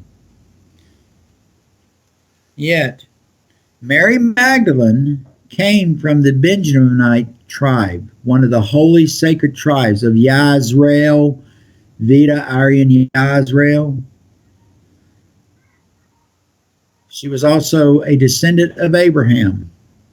The genealogy record is there if you take the time and read it and understand the various words. It's a tedious road, but you will find it. Eventually, you'll find all the truths. Like I said, I've dedicated my life to uncover this stuff and present it in its factuality and back it up 150% proof and actual. What can be found today and present it. Now, I can't say I've got all the answers on it and all the genealogy records, but I've got enough to say, you know what? You have been lied to. Yeah. One thing that I've come to the conclusion on is we tend to incarnate in our same family lines. Yeah. And there's a reason why we all incarnated at this time and place. But sister, we shouldn't be talking about this. This will bust the religious bubble. It'll get us in trouble. We need to stick to the McDonald's mystery sauce. Correct. Yikes, right. You can only help but laugh about this stuff, and I do laugh about it. And I had somebody make a comment here a while back. Every ounce of your credibility went out the window when you was laughing about this. Do you realize the seriousness of it? Well, I can say to you, have to laugh. It is ridiculous. David, I can say to you, David, because you do watch this, my credibility has never been tainted or tarnished. It's just because the truth sometimes is very hard to swallow. But if you'll swallow, I guarantee you that drink and nourishment will follow right behind that swallow, because the truth is right there. It's not that I'm trying to prove my point or my credibility. Haven't I said we all have our Judases? It's like yesterday news. I throw it away. I don't have time to spend with it. But to see, when it talks about the inheritance of the people, the glory of the people, the gods. Oh, and you talk about Anunnakene. You forgot to talk about Nersag and Imra. Many of the birth Evs, the birth Mares, mothers that were here giving their womb for the genetics and the creation of, well, who knows, David? Probably you. That's pretty powerful, I think. And yes, David, I hope that kind of pricked you a little bit. But look, before you judge, look. Because remember, people, if you're pointing a finger at somebody, guess what? There's 3 fingers pointing back at you. Don't judge people until you have seen the testimony and seen the evidence and walked in their shoes. Because we're all in this great boat that's called life. And,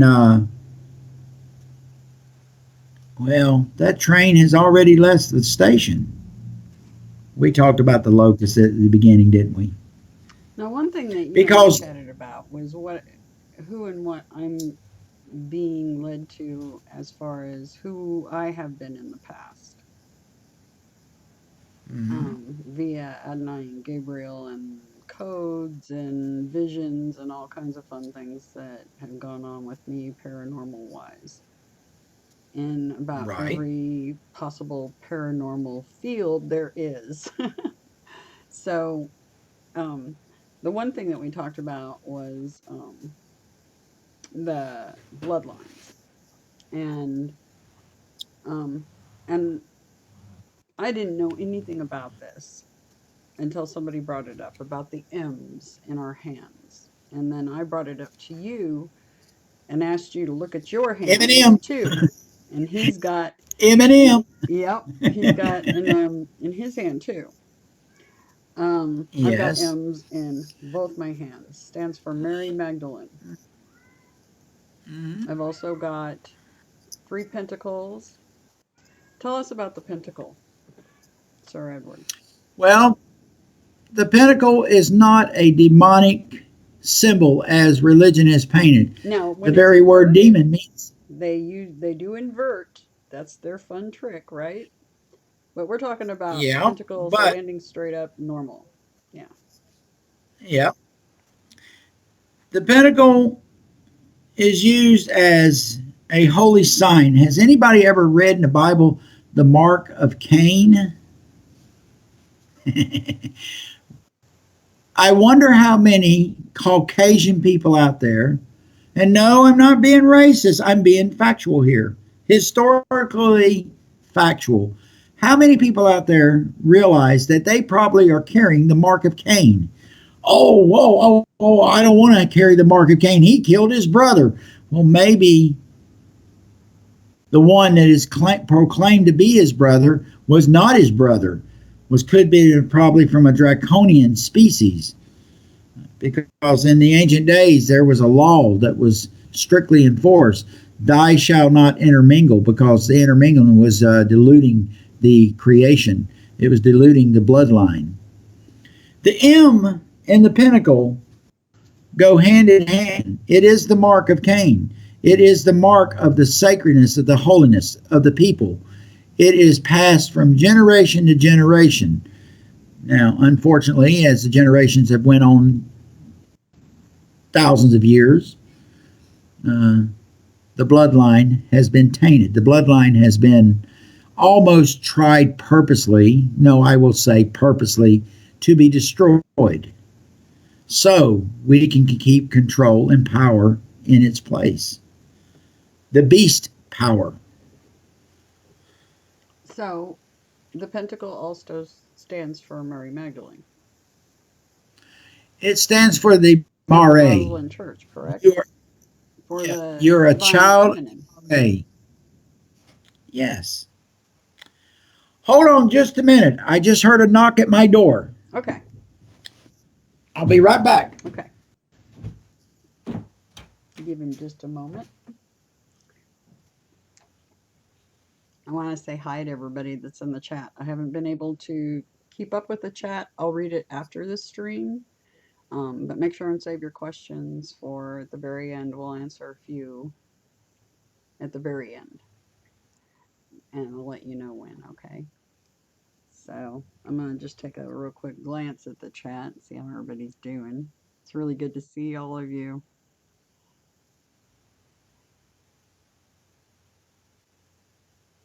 I hope you're having a marvelous, marvelous Thursday. Uh-oh, Sorry for the interruption. Hide, everyone. Quick. Ollie, ollie, Sorry for the interruption. My neighbor's Chevrolet won't start. She wanted to know if she could borrow my Jeep. She's got to go to the store. I told her, just hang on to the keys when you get back. You need anything? A sack full of 20s? Since my offering plate is not full. I have wonderful neighbors around here, very wonderful neighbors. And the lady next door, her husband works, he's a prison guard down here at the federal prison south of here. And they've got a little boy he's a year old, and she's expecting their second child. So when her Chevrolet won't crank, Aww. My Jeep is sure to crank. So she's on my insurance, and she takes good care of it. So awesome. Anyway. So back to Mary. So yeah, back to Mary. We'll do a stream where we talk specifically about the crucifixion and all that. But we're talking about individual people and how they match up with the ancient text, their incarnations, such as she was incarnate, Inanna was incarnate and married to Jesus. And she was married with Jesus. Right. And she was the disciple. She was the disciple. Right. Many of the apostles, Peter, Philip, Bartholomew. And you got to understand, some of the apostles was Jesus's brothers, actual blood brothers. Philip was one. Well, Bartholomew was one. Thomas was another. James, of course, being. He had two sisters too, right? He had two sisters. One was named Marianne, and oh my God, here comes that word, Johanna. Yep. Yeah. So, after he was crucified, they had to get out of Dodge because she was pregnant, correct? And they already had a child at that point, didn't they? No. We have hardcore evidence. Here we go again. The blood, the Holy Grail. I'm going to turn over here. And again, people, you can find this yourself. Let me turn over here to Mary Magdalene, because I've got the Holy Grail, the Knights Templars, Mary Magdalene, and the Book of Zaire in here.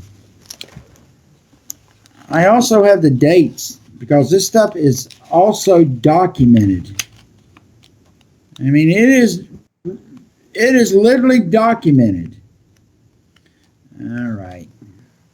I should have had this stuff already opened. I apologize. Please forgive me. I may be looking in the wrong section of it. Matter of fact, I can tell you I am looking at it. But it's right here at my fingertips. Oh, you show this to people. And, you know, one of the big questions I've always asked, where did Dan Brown get his information about the Da Vinci Code? Well, Dan Brown was a curious soul. And he found a lot of things. Here we go. We're getting over to the children, the births, the Holy Book of Zaire, Opus Dei, the Priory of Sion. You see, all this stuff is not something that Dan Brown just saw. Boy, I like that word Sion. I think I'll write a book about it. Well, no, this was all documented stuff. Boom, ba-dum, boom, boom. The Book of Zaire also came about the teachings of another goddess of Zaire known as Janus. Janus. Yeah. Spiritual knowledge. And it also would eventually go into the Merovingian kings. Damn it. I've got so much stuff here. I should have it marked, but I know it by heart, most of it. The Grail lore, the Holy Grail. Mary Magdalene had 4 children through Jesus. And when they arrived in Saint-Rémy, Gaul, which is modern-day France. Southern France, right? Yeah. They knew who the Holy Family was. They knew who they were. Every one of them. Because they were waiting on them. Mary's first child would be known as Sarai, or Sarah. And she was born about, as the records go within the diary, because the Catholic Church holds Zaire's diary today, but it is believed that the Holy Family arrived in St. Mary's along with Joseph Arimathea, Jesus' Earth Mother, and many of the Knights Templars. It's stated about 50, as it calls the holy guards of the sacred temple. Well, who's the sacred temple? Mary Magdalene. She was from the Benjaminite. Here we go. I apologize. No, I'm not going to apologize. I just this stuff is pretty unique. Do I want, there we go, that's the star seeds. I need to go back over here to the sacred starfire line, the holy blood. What did the Catholic Church know? Are they going to come clean? Do they want to talk about it? No, the Catholic Church will never talk about it. They will never talk about it until Osiris returns. Oh, did I mention about Osiris?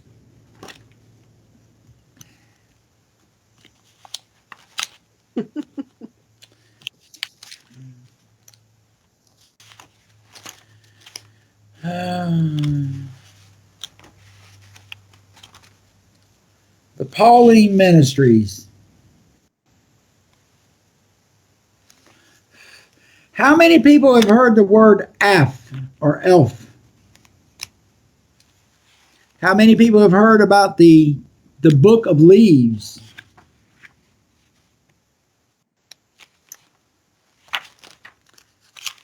I don't think many people have heard about that. Nope.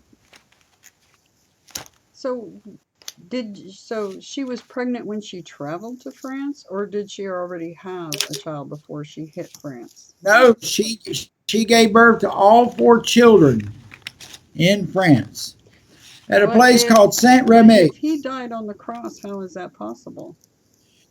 That's just it. He didn't die on the cross.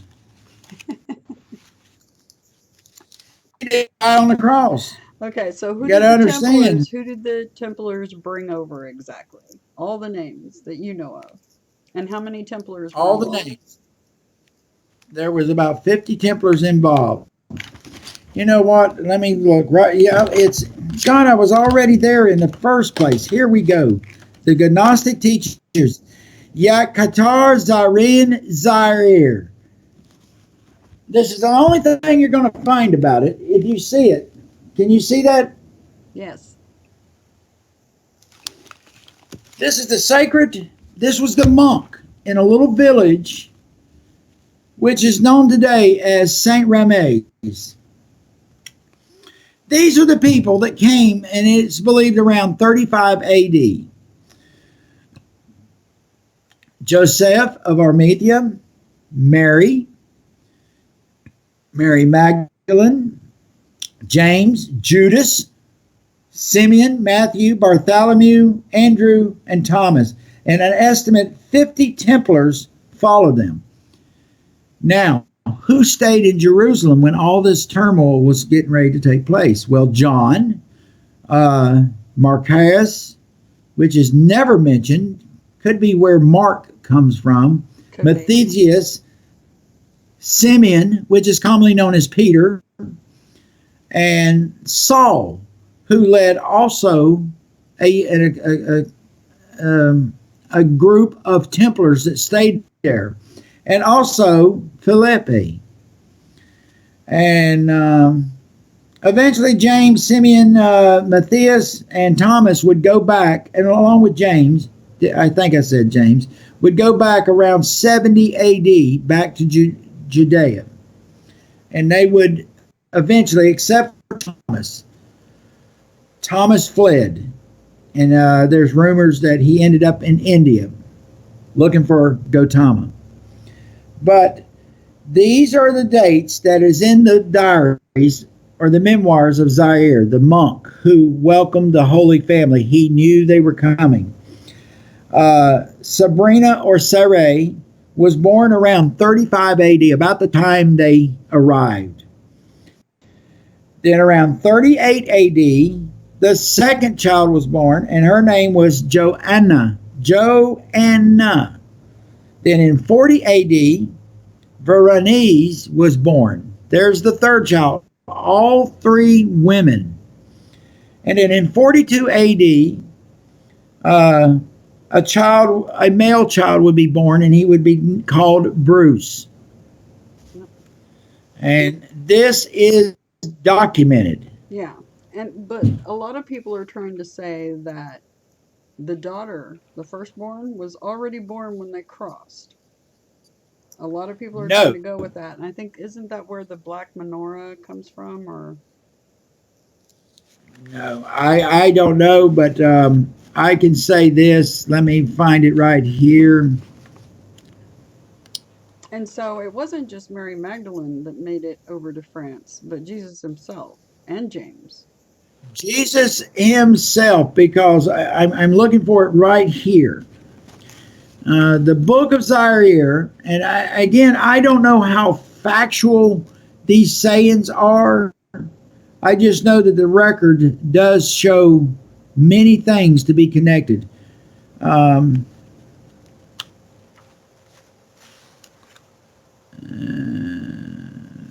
Here we go. It would be on the chapter, not chapter, but the lineage line or the worded line of 22 and 23, 24, and 25. But this is what it says. For Ephraim, the chief of the scribes, was known in the days as Zaire, the sacred monk who waited patiently for the Holy Family to arrive in Ramez. Okay, Saint Ramez. He lists the name of many also to know that they had been taught and had been blessed by the sorcerer or the seer or you never know, the angel of the Lord, known as Vishma. Vishma. It's almost like Vishnu or Visha that the Buddhists and the Tibetans talk about. Mm-hmm. Then King Vishnu had gave an order to his brother Zaire, the monk, and ordered him to prepare and kindle a residence for the Holy Family who came from the lofty hills of the high holy mountains would soon arrive. And then we go right over here in 25, and all these writings, I mean, they're quite old, and some of the ink is starting to fade. Now, I'm going to say something here, and I hope that people catch it. On verse 25, it says, King Vishnu said, within 2 months they will arrive, along with mother soon with child, and the father of that child who has been brought down from the gallows. Well, brought down from the gallows. Could it also mean brought down from the cross? Mm-hmm. We don't know. The Bible says he was crucified. Many records says he was crucified. Here it says brought down from the gallows. And with that, he will bring the holy family along with descendants of his blood. And let me go right down here, because some of this, again, all this is faded.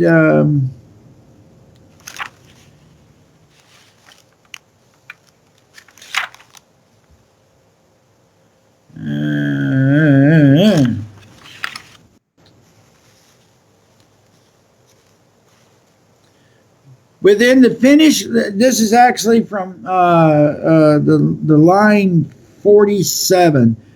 From the finished letter of this diary, Vashtar, who is the grand sorcerer, has given the message and now has went away in a glory of light. Okay. That could be construed or defined in many things, but he went in a glory of light. Well, you want to compare something? Go to the New Testament in Matthew, and I think it's in Mark, and look at the transfiguration of Jesus when he took Peter, James, and he took John with him. And they saw Jesus become a being of light. And during that time of the transfiguration, they said they saw Moses appear. They saw Elijah appear. All in a beam of light. But it says right here, Virshma, the sorcerer, gave his blessings and rose, or disappeared in a beam of light. Vishmir, the sorcerer, or Vishnu, ever how you want to pronounce it, was a being that had came down, kind of like, well, Joseph Smith, Moroni, appeared before him as a being of light. The Mormons teach this even today. People.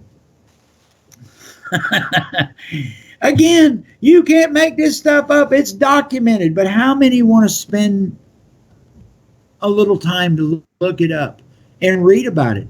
And one of the big questions you need to ask, why has the Catholic Church kept this so secret? Well, one, they will find out that Jesus never died on that cross. Two, they'll find out that the Holy Family did preside into Europe, and it's where we get our Anglo-Saxon people, the Veda, Aryan, Yasrael, and that the sacred people were not of human origin, because the Holy Grail, as we know it today, proves it. All this is connected. It's like putting a puzzle together. All the pieces are right there. Have you got time to sit down with others and put that puzzle together?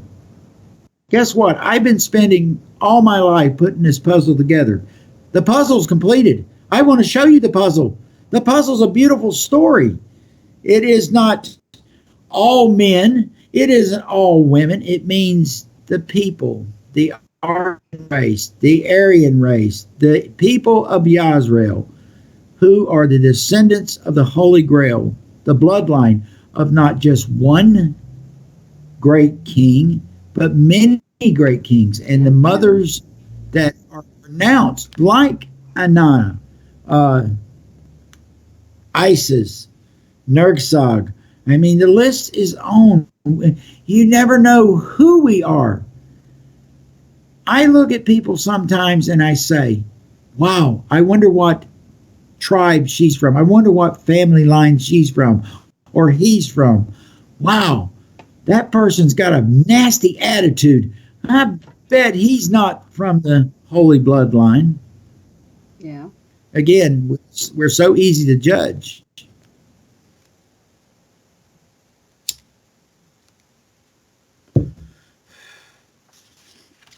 So we'll probably wrap up today. Um, and anybody who wants to ask a question, try to do it in all caps or do something to kind of make it stand out. So if you want to go ahead and throw up some questions, we'll take a few because we're a little past the 2 hour mark, which is great because we're going to try to hit about 2 hours with us talking and then a few minutes for answering stuff. Um, so yeah, it's exciting. And the next one, let's do the next stream, kind of picking up from where we're at now, talking about Yeah, when they got to France, who got to France, um, the bloodlines, your bloodlines, my bloodlines, RMs, um, blood types, all kinds of things, genetics. We'll start leading down that road a little bit.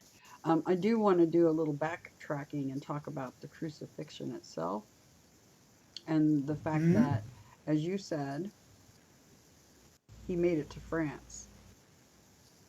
he That made is it going to to be a France. big shaka to a lot of people, right?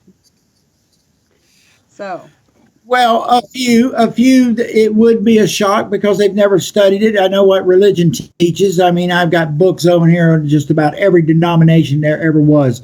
All roads lead to Rome, including Islam. mhm. Now, before we go, I want to speak Palladian. Yes, please. We would love that. I want to I want to speak Palladian. I want to say this very slowly and very precisely.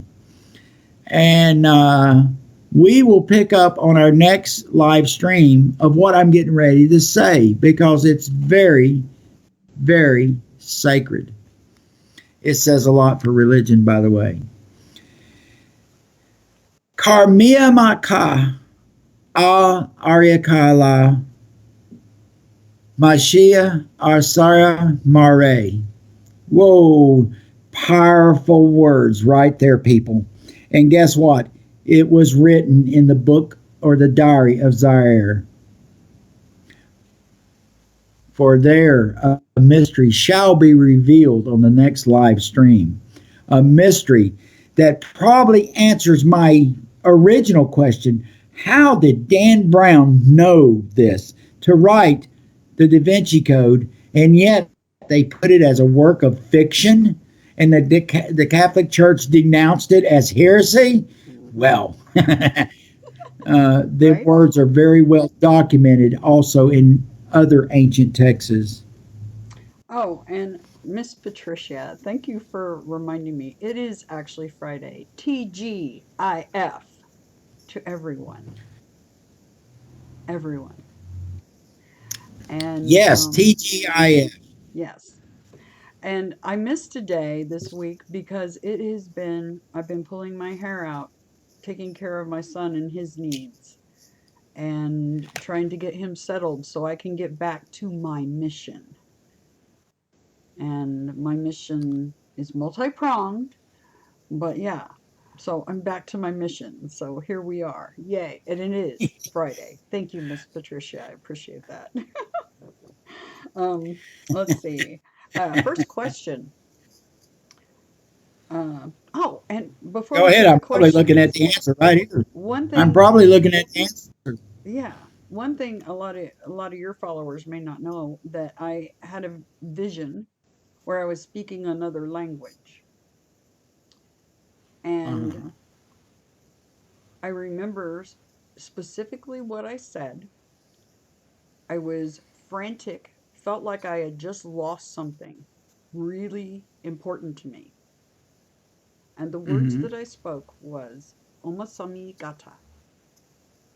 Do you have Omi any Santa. idea what that means? Omasimi Gata.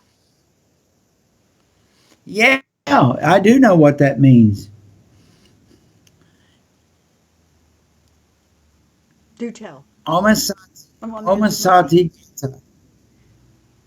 Huh? Gati means father in Aramaic, or Shelanan. Shelanan in Aramaic also means uh, the leader. All right, say the first words again slowly. Oma. Oma. Um, that is a poetry line of old teachings or a historical romance. Oma or Yama. In India, in Tibetan, it's funny you just brought that up. Um, Many of the ancient stories that are taught through generations is taught as a historical romance. In other words, a kind of like a love affair. The father and the mother loved their children, and it was known as the Oma Elish,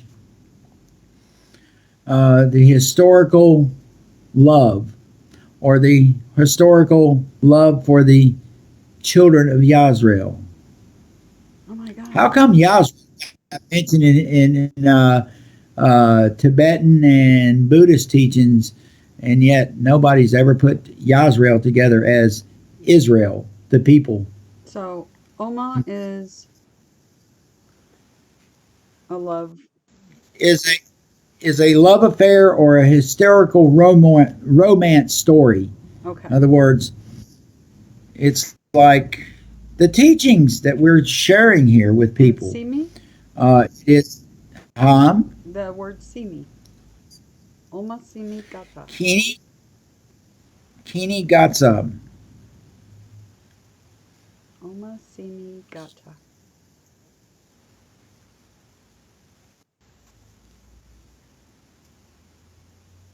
But you know what Gata is, Mm, right?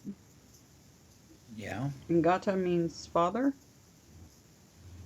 Gata means is another terminology for father or ruler or leader. It depends on how it's used, Okay. and it's being used right now as the father of a historical reference or a historical romance. It's talking about probably one or more gods. Let's make man in our image. Um, of how you came about to be, from you or from my seed. It doesn't say one particular God, um, but it says a father. Well, who is that father? We don't know. We're all from various genetic forms. Yeah. Well, I'm trying to piece together, as you know, because I don't have my full memory recall yet. And so the visions I get and memories of past lives,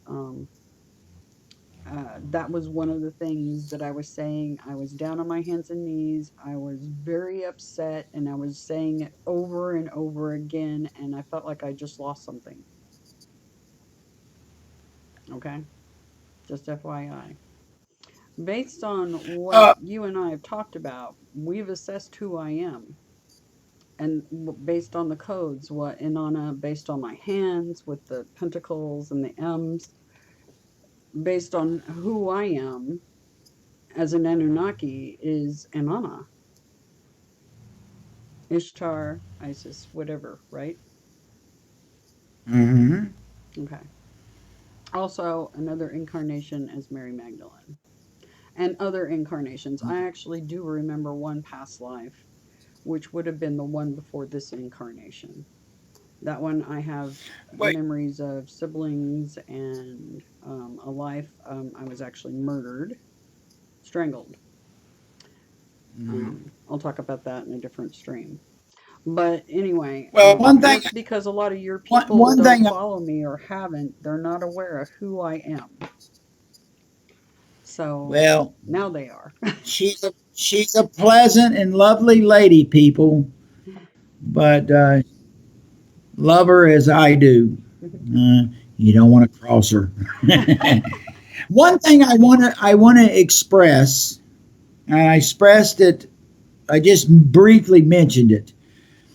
The four children that I mentioned that Mary Magdalene and Joshua had was the start, the blossoming of the eventually would evolve into the Merovingian kinship, the kings, the bloodline, which eventually the Catholic Church would kill off, destroy. They thought they would just wipe them off the face of the earth. Well, they didn't succeed. That kinship still runs today. Yes, it does. And it is a historical fact. It is in many European and Anglo-Saxon histories, especially where the Merovingian kings are concerned. Yeah. And we'll drag out our family lines and everything on the next stream because I think people are going to find it very fascinating how we're connected. But anyway, we'll get to questions. You ready for your first one? Let's see. Sure. Or maybe it might be a question for me. I'll just read it and we'll figure it out. I love Miss All right. Patricia put puzzle pieces to reveal truth. That is so true. um, okay, let's see. Question about the Dogon tribe in Africa. Didn't they worship the Nomo, which are tiny blue beings, instead of these light beings Sir Eddie spoke of? I think they even build tiny houses for them. Yeah, they did build actual tiny dwellings inside of the sides of a cliff that were specifically to Mhm. house these tiny blue beings, and I'm aware of that. But I'll let you answer Right. whatever you know about it. That is true. They were the beings that came down. You got to remember, genetics was going on, and a war erupted here on Earth that almost wiped out humanity. This tribe was taken there, and this is where they hid out until the war was kind of fought to a standstill. But these beings, the Nohomo, Nemo, the Shina, they were known as blue beings of light, and they're mentioned in several ancient records. We can also go back down and again see the Egyptian records. They talk about them. They look human, except they were colored. Yeah, it is true, but there's a lot of things that are not told in factuality because a lot of the old records are sealed. Some of the old records are not understood. But yeah, that is a correct assumption. Whoever asked that question. Okay. I don't know if this is a question. It says, "Where are you getting Caleb means James in Arabic? Because it does not." I don't know. Well, I beg to differ. It does. It does. You got to understand many things over the course of the years was changed. If we go back to the ancient languages, which I don't ask people to understand it, but the ancient language for Jua, which is another form of saying James, because James is actually an Anglo-Saxon name. The Kala or Jaga, there's variations of it. It all comes back to the root word of Caleb. And that's spelt with a K, by the way, not a C, as some of the writings have. Right. It was spelt with a K. Don't ask me because I'm clueless on that one. Yeah, I'm glad you answered that because I couldn't have. Like I said, I am the angel, like the codes say, the angel with the light speed education because I've definitely gotten a light speed education. But Sir How, Edward has how, spent a lot more time with the ancient texts than I have, so I've been um, strategically aimed by Gabriel at certain text or by Adonai at certain things. So in fact, let's hold on that question real quick because I want to pull up. I have a strong concordance here, and I will pull it up. They maybe have went in there. Let's see. Ba-dum. It may not be in this new strong CELs. No, it's not in here. So let's go right over here and let's look up James, because I know James is in here.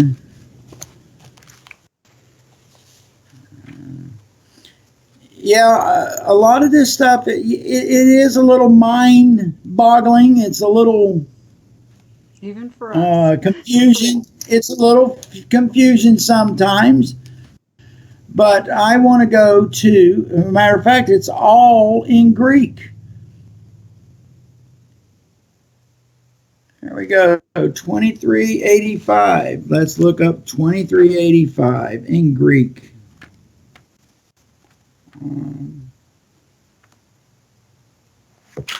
Well. Ain't this amazing? In Greek, he was known as Iskabos. Jokabus, the name of an apostle, and it's got here James, son of Zebedee, James, son of Alphaeus, James, the half brother of Jesus. So, with that said, and that's at in the Strong Concordance Greek, definition 2385.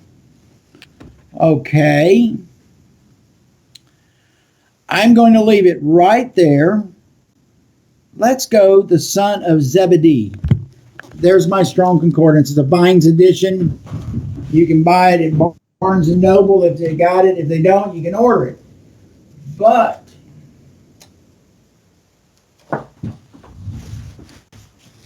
I think you got one of these, sister. Yes, I did. I got the original version of that particular one. The first publication. So I'm going to go all the way back here. Zebedee.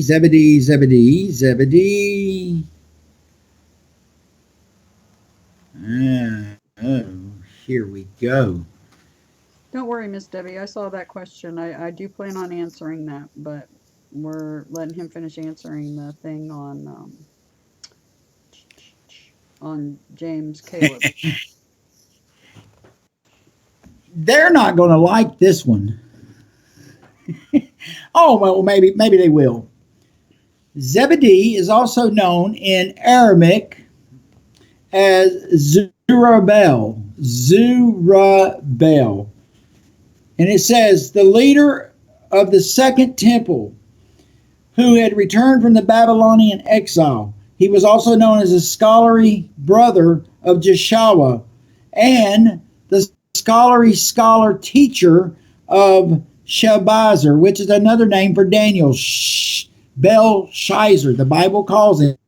It also, as it goes up here, it seems it was a problem that Belshazzar gave the first and the second revelations of Jesus' return and coming. That can be also found in Haggai 1:1 and 2:2, and Zerubbabel is referred to as the governor under who his work is carried out by the order of God. Zebediah. Well, I'm going to put this back.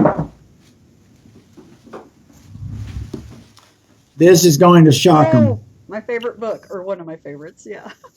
I've got one too. Never let the word demon fool you.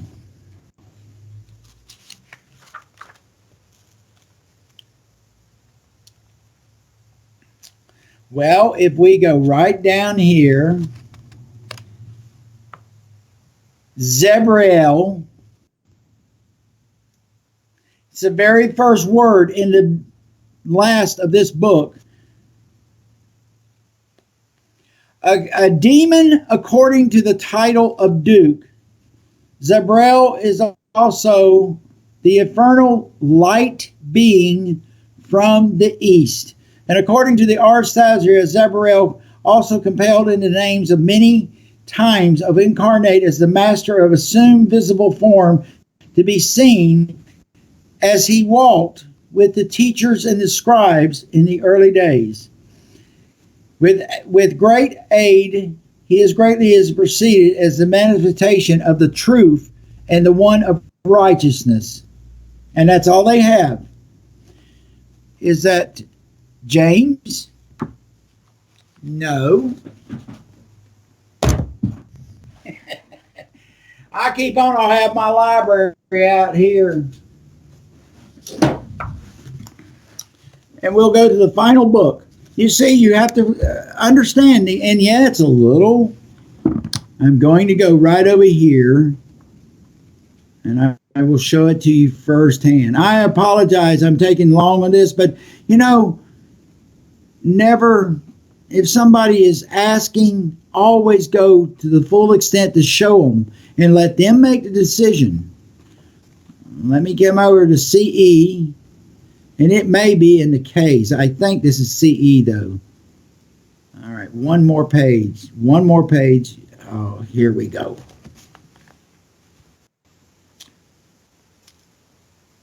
Here it is. Can y'all see the word there? There's Caleb. They have it in C. And this is what it says. One of the strong messengers that walked with the Israelites to prepare for them to enter into the promised land, also is known in the teachings of Canaan as the holy leader and half-brother of the Messiah. Well, Jesus has been accused of being the Messiah. He also assisted in the divine teachings among the people who were the Israelites after Joshua's death.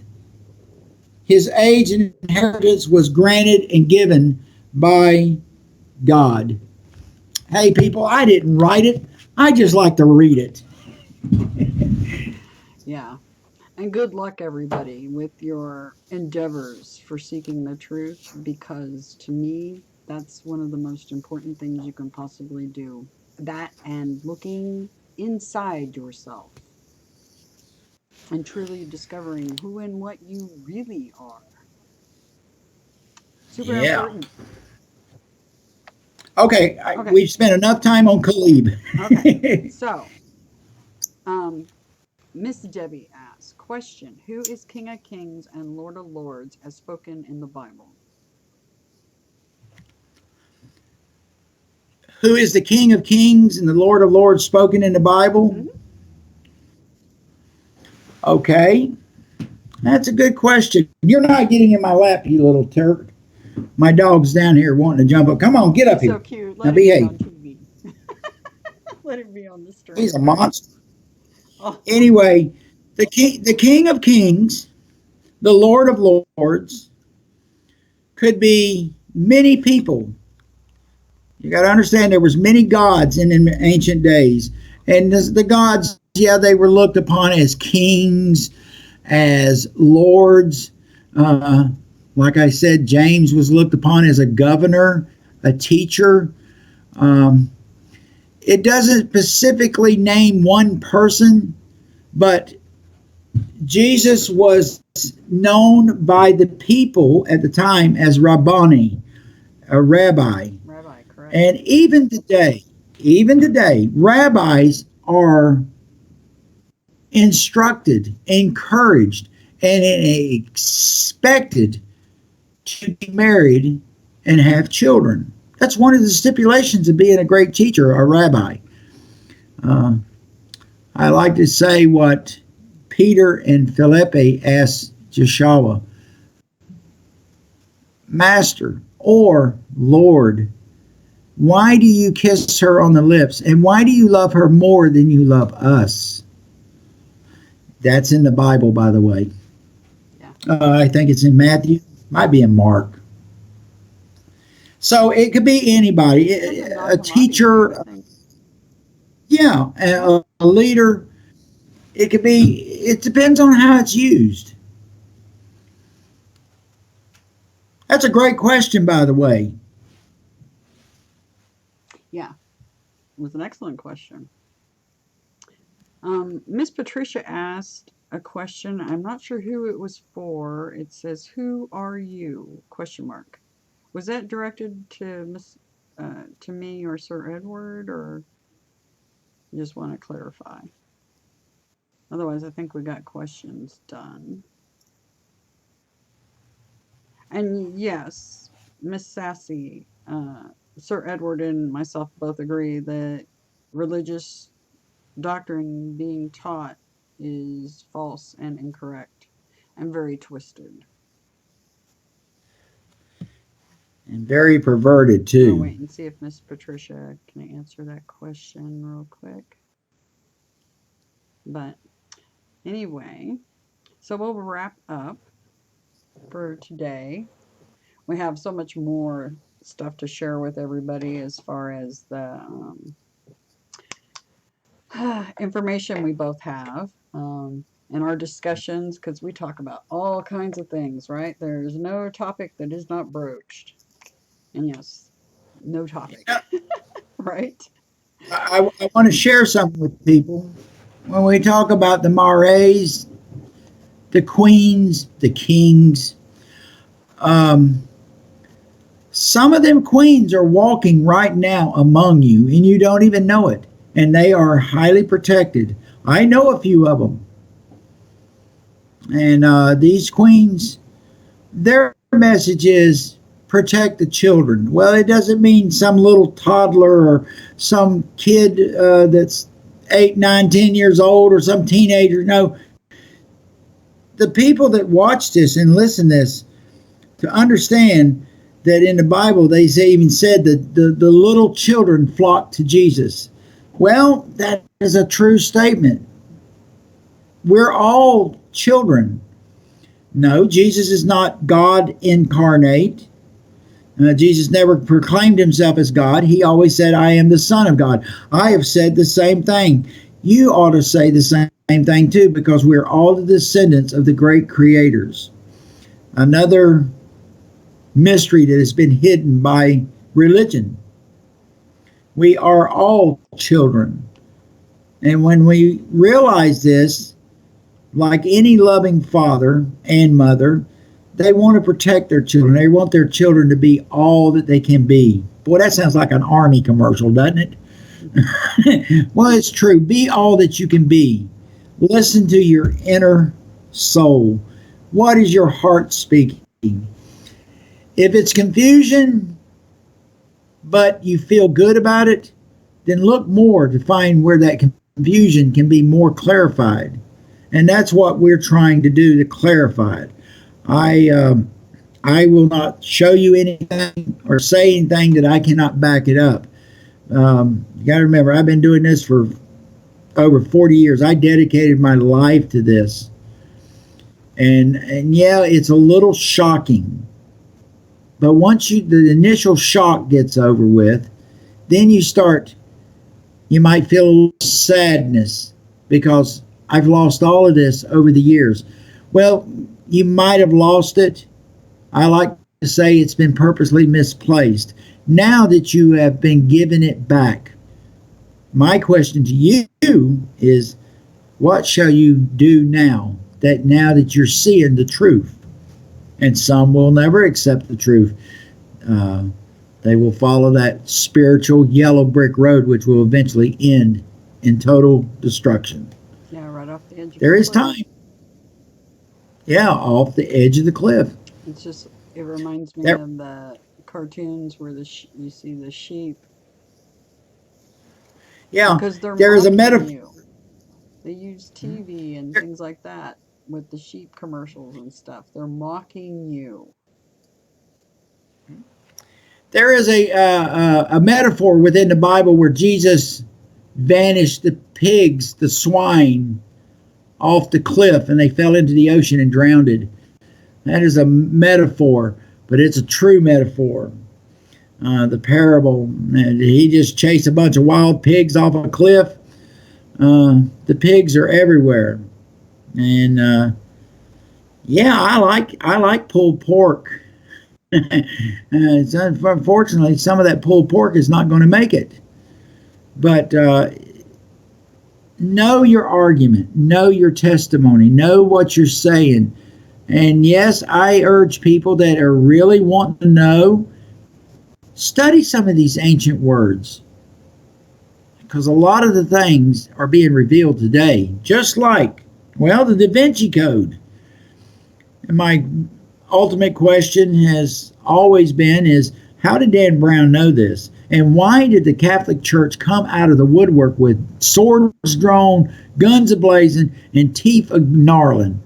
Because possibly, no, there ain't no possibly, because somebody uncovered a portion of the great mystery. The mysteries of the universe will be revealed to you, but not to them. And those who are them are the ones who will continue marching down like the wild pigs and fall off that cliff into the ocean and drown. Don't be a pig. Be a sheep. Be a true, earnest, and loving sheep. That's the best thing that I can say. Because we're all sheep. We all serve the great Father. We serve the great council that created Yasrael. And you are part of Yasrael. There's nothing racist about it. It's only the evil ones that have created the racist remarks. So if living and sharing the truth with people makes me racist, then I'm guilty as charged. And that's all I will say. Well, I hope you have a fantastic weekend. We'll probably do tomorrow. If you want to do a stream tomorrow, you down for that? Yeah. We'll do it What like time? say one in the afternoon Central. That'll be fine. Okay. That'll work really perfect with So you my. guys know the Hold time, on. 1 o'clock Central Time, US. So that's Yeah. going to put Yeah, you, that if you're work. in Ireland or Scotland, that's going to put you at 7.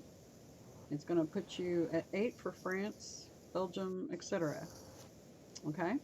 Which is great because they'll be after dinner and the 1 o'clock Central will be hitting a lot of people that are out of church. And then the West Coast is going to just have to fend for themselves and watch it on the replay if they're I have privileged one. enough. I have one thing I want to share before we go, Hmm. and this is for one person and one person only. And this person's going to know who I'm talking about. Uh, my brother in Australia. You know who you are.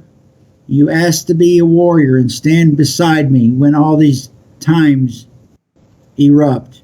And I said, no, protect your family. That is the greatest of warriors, the greatest of all warriors, those who will protect their family. You are a warrior, and I am honored to know you. And on that said, brother, stand proudly, and protect your queen. That's all I'm going to say. Well, another mystery has been created. Yes, indeed. So, I do have a serious problem here at my residence, though, Dee. you do. Yes, I drank my last glass of pineapple juice last night or early this morning, so I'm a little distraught. I'm out of pineapple juice. There's a little private hidden joke within that, and there's a few that will. I bet there's a couple right now that knows the joke or laughing their butt off. Touche. We got to fill our coffees again. Mine's almost gone. Look at there. I know it. I love my coffee. I love my coffee. Anyway, if you I have, love you people. yes, absolutely. If you all have any additional questions on replay, leave them in the comments section. My email is criticalbreak@outlook.com. I will be changing my channel name. I'm going to wait to do that until I'm done with the artwork. Um, but so the email will eventually end up changing too, possibly. But uh, yeah, infinite hearts to all of you. Infinite hearts. And my people know the drill. Out past the stars and back more times than you could ever count. And I'm sure Sir Edward feels the same way. And some of the people that live over near Louisiana, I wouldn't be residing too much down in the French quarters. Uh, I got a bad feeling something's going to happen down in the French quarters soon. They already seen a little bit already. So anyway, I won't say nothing else. But anyway, we'll plan on 1 o'clock tomorrow, okay? 1 o'clock. Right, and we don't have to do any I've got it. prior setup time either, which is really awesome because that's what we had to do today. We had to, because I wanted to get the audios balanced and yeah, all that fun stuff. But anyway, everyone take care, and I'll let Sir Edward take us out.